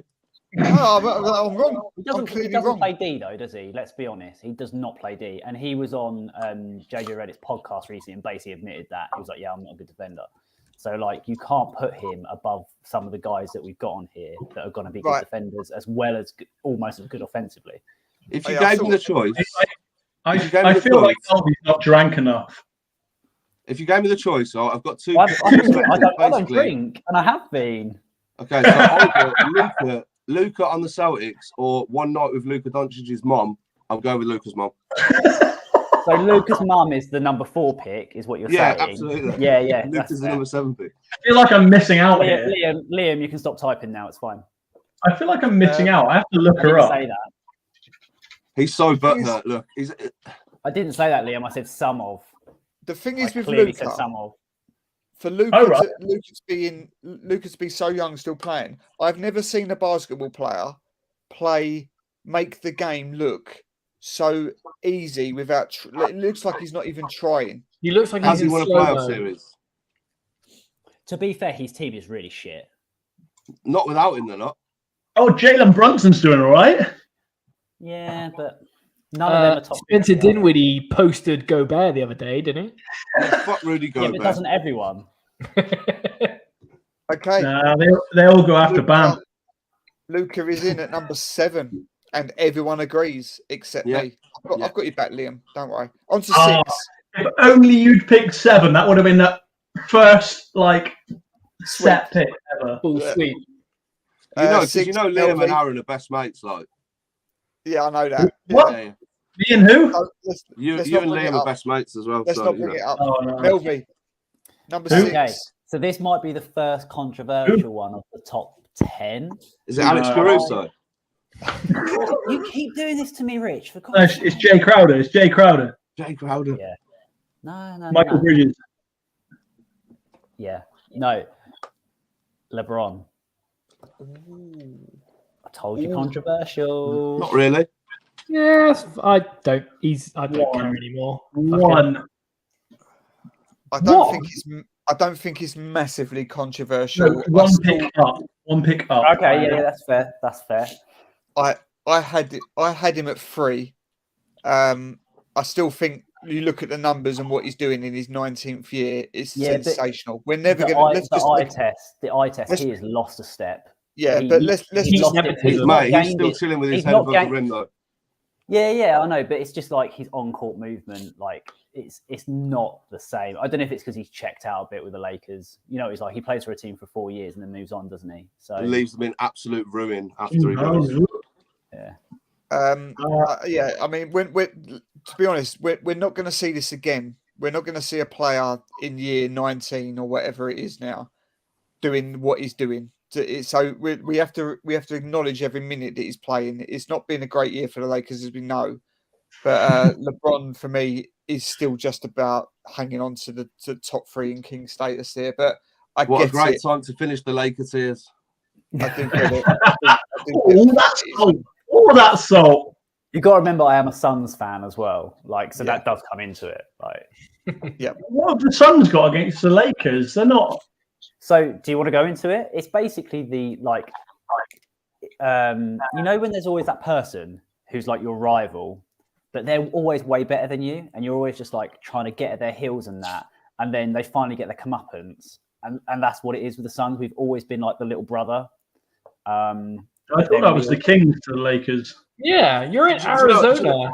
Do you know what else it is as well? It's right? the division. Oh, okay. when it's always been like when they're good, they're really good, and we're really bad, and vice versa. And like now, it's been a bit even, and yeah, it's just one of those things. And Lakers Twitter undermines the Lakers, right? Because basically, you've got a photo of 5 people, all year 14 plus, and they're putting who's beating them.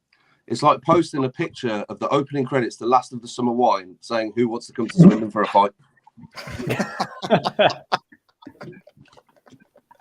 Change my mind. Brilliant. As soon as you said Last of the Summer Wine, like that's it. That's all you need to say. Someone play the theme music. We're moving on. That's a great way to move on. Number 5, it's back to you. Your final pick, Matt Hardy, from UK Nets fans last year was Nikola Jokic. Fuck Nikola Jokic. But anyway, who you got, mate? Shut up. Shut up. So I got one. You still hurt about Marcus Morris, mate. I got 5 more players. Well, there's 5 more picks. So Do you're number right. 5 picks. So you're fine. I've just seen the comments and I've just seen where Harry Jenkins fucking lives. And I fucking hate him even more. Mate, you, me and Harry Jenkins are going to have a fucking good time at a Flyers game.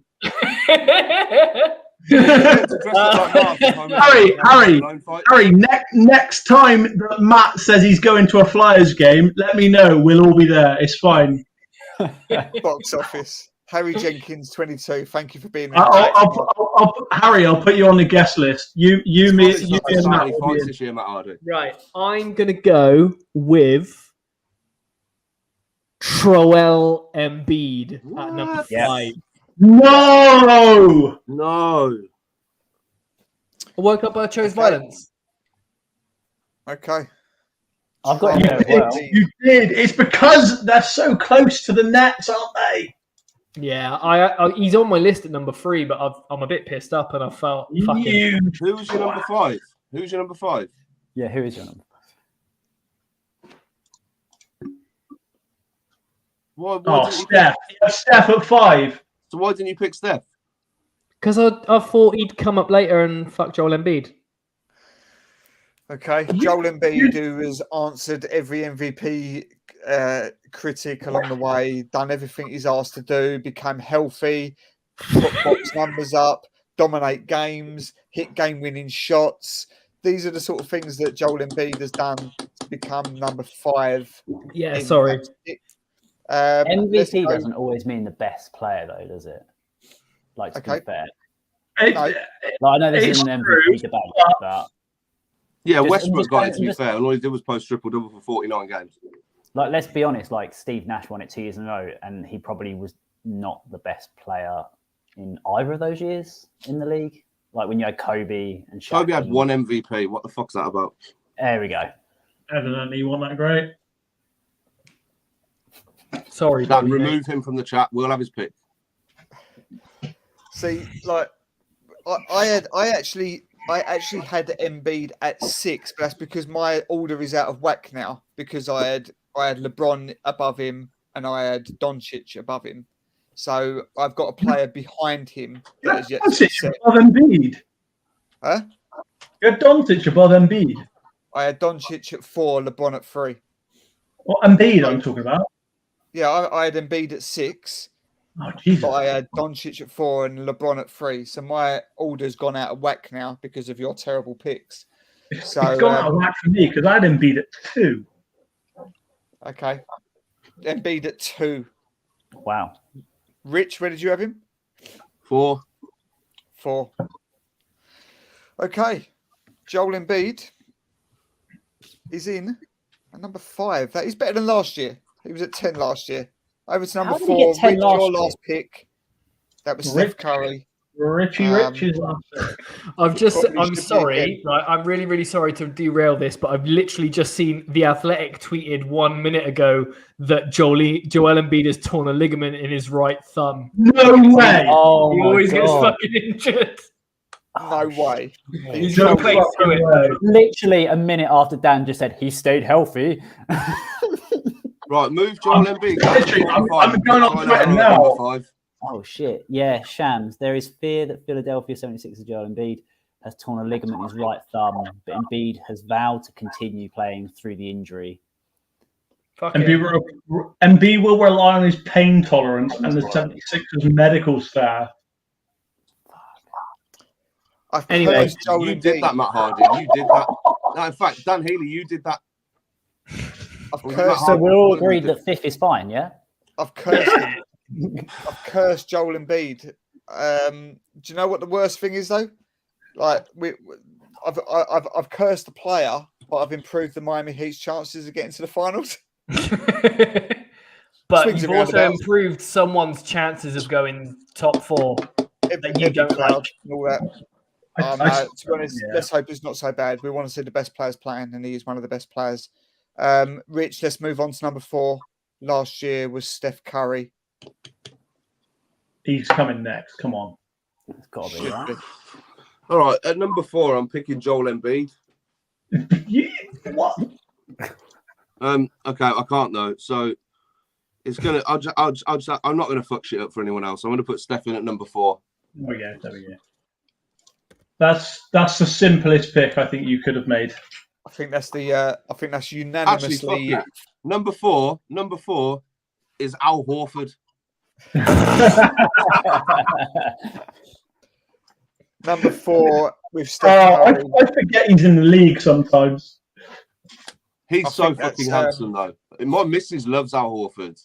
Really? He's a handsome man. He is a handsome man. Dreamy eyes. She calls him Dreamy Eyes, Al. Really piercing eyes. Al Horford, you are the 4th best player in the NBA. Let's see me.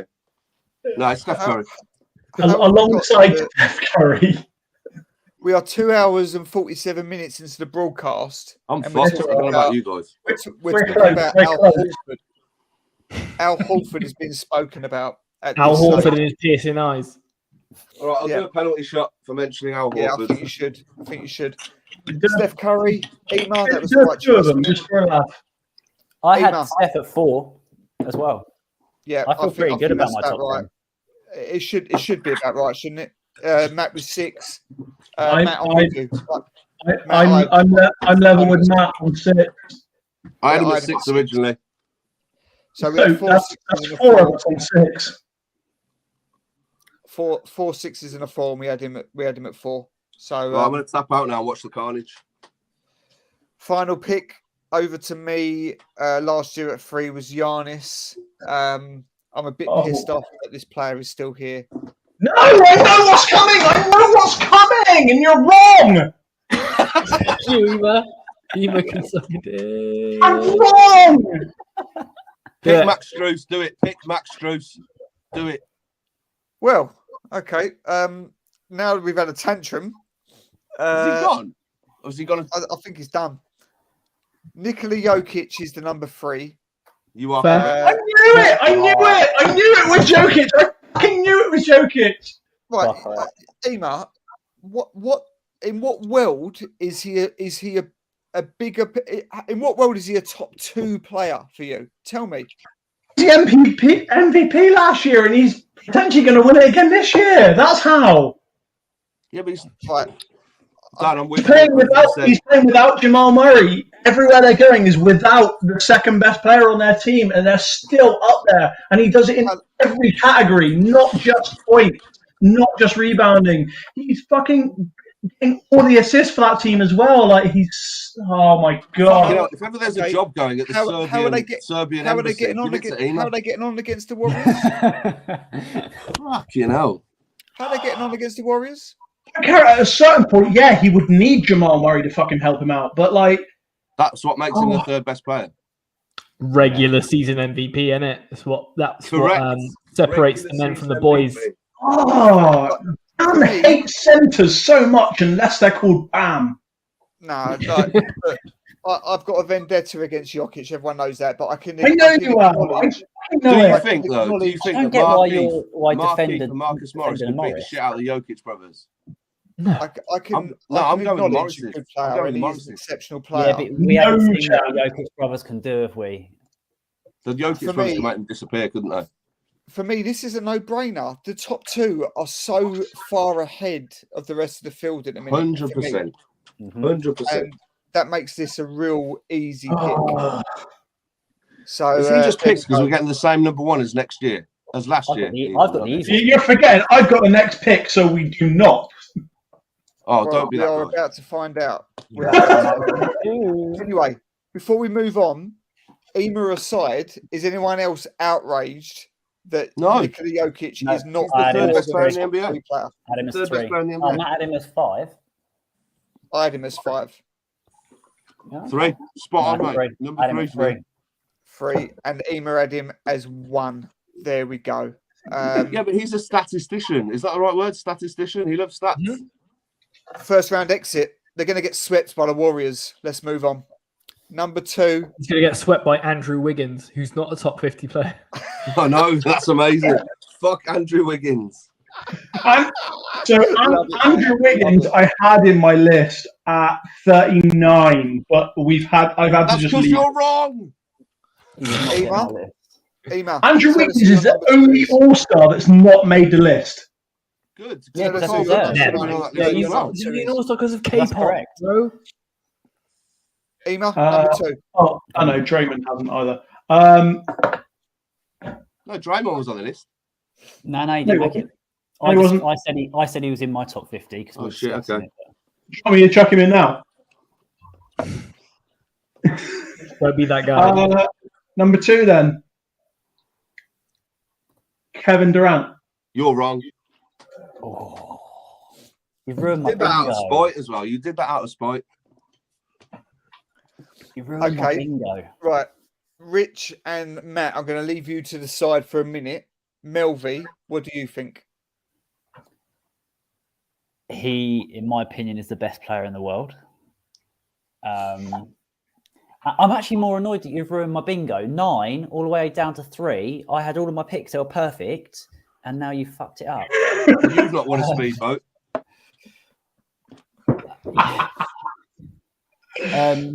To be honest, though, like unless there's something crazy, unless I say something really odd, I think it's so close with these guys, and I did flip-flop quite a lot. Like after seeing Giannis in the finals last year, what he did to us, it's just mental.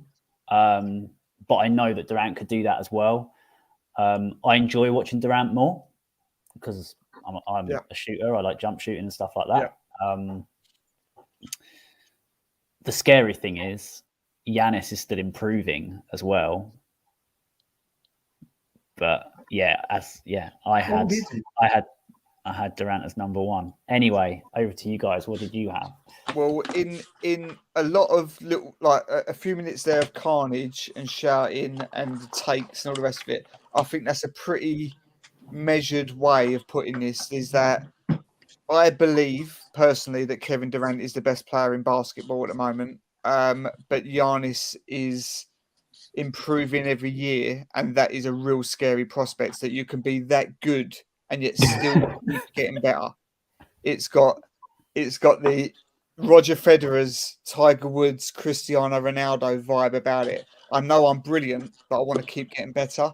So I've got no real problem with Giannis being number one. And I think these two are still quite a long way above the rest of the field, despite what Ema says about Jokic. Who's got the number one pick? Who's got the number one pick? Me. LB. I've just looked, and Giannis is 6 years younger than Durant.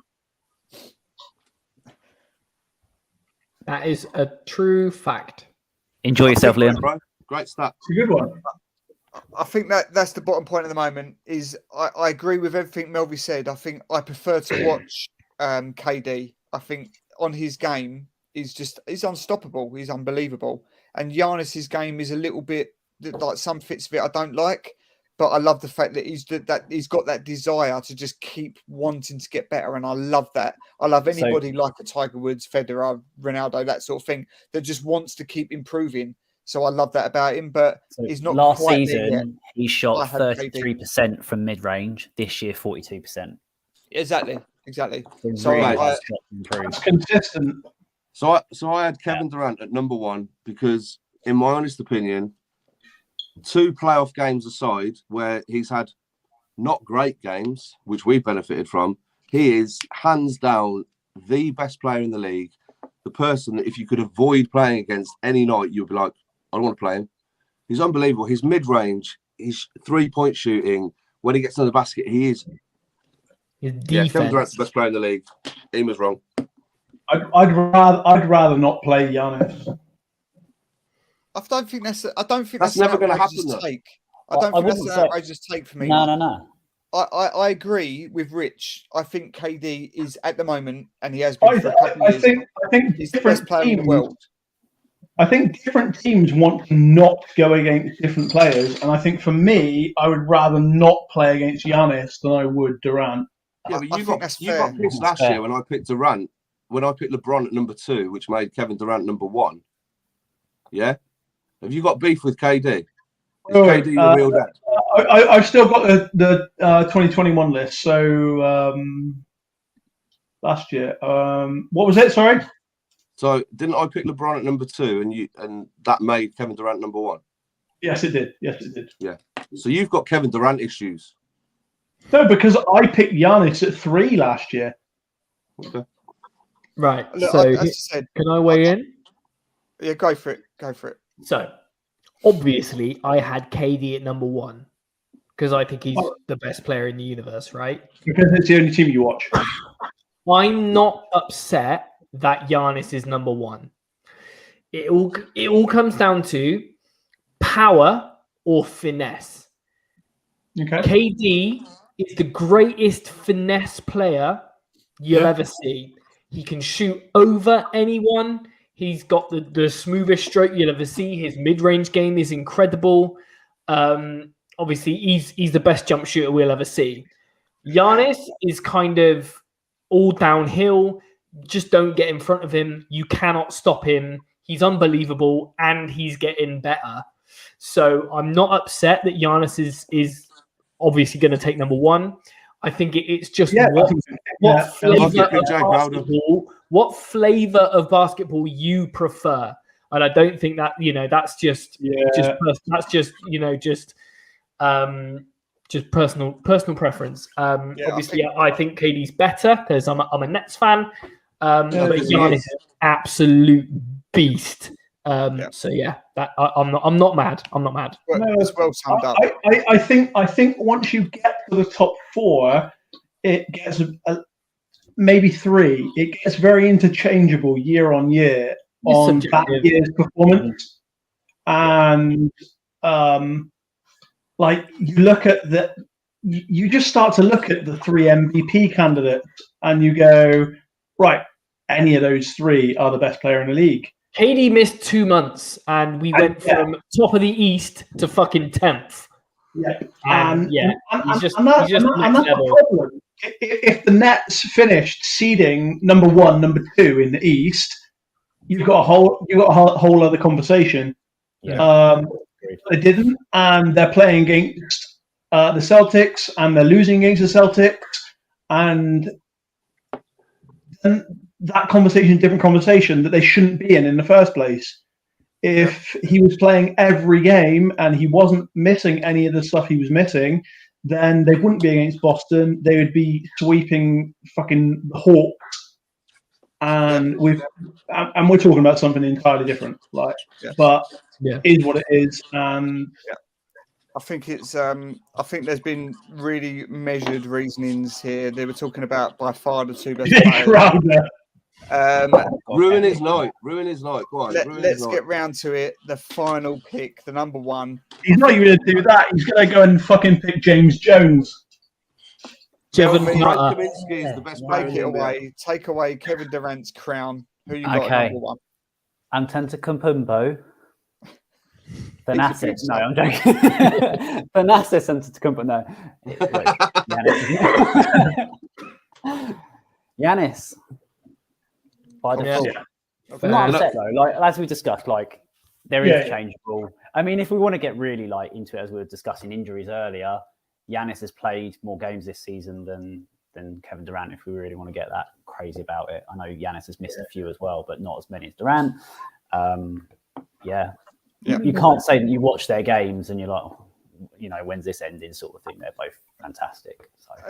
As I said, I think the top 2 at the moment, I think there's a bit of a gap between the rest of the field. That's how far ahead they are. That will close in, I'm sure. But look, guys, we are bang on 3 hours for the broadcast. I think we've done an exceptional job. Before we go, we need to just choose who has had the worst pick of the night. Do you want me to run? Do you want me to run through the biggest differences? Like, I want you to finish every fucking bottle that's in front of you for picking Kevin Durant at number 2. I think Ema. It was a 1 pick difference. Like Ema, if you can, just put the names out there that you scanned down that you think were. Shall I mention down low or just the top 20? Well, the only one that springs to my mind is Karl Lowry, and that's for me. I do think that's me. Is there a worse name? That stinks. Like that was the only one, and it was me. Karl Lowry came in at 36. Well, he wasn't even in my honourable mentions, and I'm a Miami Heat fan. Should that win it? Was it a shot though? It's a shot. I think that's unanimous. All of the other 3 I didn't have in mine were 48, 49, and 50. Yeah, they're debatable. I think it has to be Karl Lowry, especially as I said, as a Heat fan, not even being in my own honourables. Other than that, Shea Alexander at 33, DeRozan at 28, and he might have gone a little bit higher. None of these come close. It's Karl. It's Karl. Jaylen Brown could have been a little bit lower. Davis could have been higher or lower. It's Karl. It's Karl. Matt, I really don't fancy this now. Oh. Down you go. It's the newbie shot. It's the newbie shot. Well, I'd already poured it anyway from earlier because I thought I was going to. Double it up then. No, there you go. Well played. Bravo. And I'll tell you what. Oh, there's a nice final comment from Harry Jenkins there, if you haven't shown it already. Love you, Matt.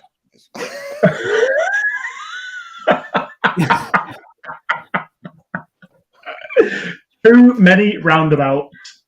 He also said, I'll set your mum on fire, mate. He also said, what a stream. It was a great stream until the second pick. Right. I just want to big up Matt from Suns Fans UK, who has done the shot for the worst pick of the night, but has been exceptional. Respect the booty. To be honest, I don't think afterwards, when we chat about this, Kyle Lowry will be as big a deal as Joe Harris or Alex Caruso. There's been no shocker. There's been no shocker. I'm consistently average. That's fine. To be fair, I had 2 people on my entire list who missed out. Right, that's a good measure. Who missed? Wait. Who missed out on everybody's list? Mikal Bridges. Yep. And John Collins didn't make it on, did he?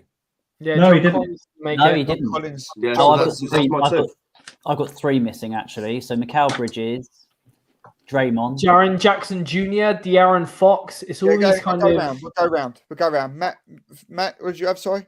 So Mikal, Draymond Green, and this would have been like definitely a shot without a doubt. Jeremy Grant. No. Okay. Oh yeah, that's a definite shot. 100%. I know. Rich looking at my honourable mentions though, like why I had him there, I don't really know. I told you during the week I looked at it way too much, so that's what happens, isn't it? So yeah, absolutely. So I missed Mikal Bridges, so 3 actually. John Collins, Draymond Green. Okay. Matt Hardy. So I've already said. So Clint Capella, Jaren Jackson Jr., De'Aaron Fox, John Collins not making it. My 51 was RJ Barrett. No Knicks made it in the top 50 because fuck him. Yeah, Rich, I thought you had RJ Barrett quite high. I did. Sorry, I had 4 then. I had RJ Barrett at 50. Only because we've got the same name. Fuck him and his shit team. Ema, who did you have? So I had 4 missing in the end, which isn't too bad. The lowest of which was De'Aaron Fox. Above that was Nikola Vucevic. Never heard of him. Not a top 50 player. And then I didn't have him high on the 50. And then Jaren Jackson Jr. And then finally, the only all but one of the All-Stars that didn't make it, Andrew Wiggins. Okay. Anomaly. Statistical outlier. I only had 3 missing out of my 50, which is impressive. I had Duncan Robinson. Kelly Olynyk. all of them are Miami players. All of them are Miami. PJ Tucker, Duncan Robinson, and Max Strus. No Miami players. Omar Yurtseven.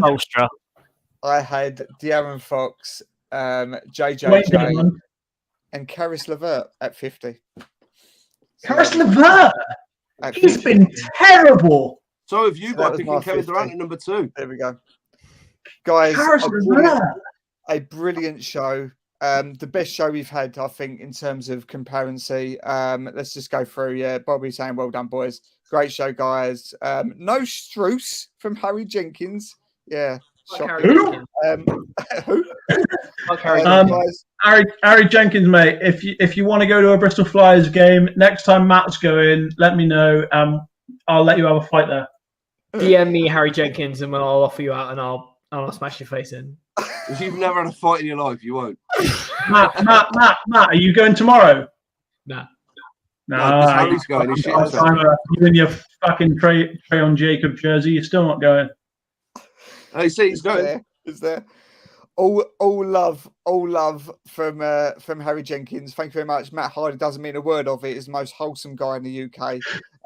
Brilliant show, guys. Thank you so much for joining. Subscribe to Miami Heat UK TV. We've got a show tonight as well. Don't forget, follow at the Miami Heat UK TV. At the Miami Heat UK for the in-game. We've got the game against the Atlanta Hawks. Game 3. Heat go 3-0 up tonight, I'm sure. Guys, thanks for joining us. Thank you, Dan Healy, for having us. As always. Nice one, Dan. Absolute pleasure. Absolute pleasure. Until next year, guys, that was the top 50 reverse drunken top 50 show. Take it I'm easy, smashed. guys. Let's get him off the panel. Harry Jenkins is a dick bag. Fuck you, Harry Jenkins. Bye-bye.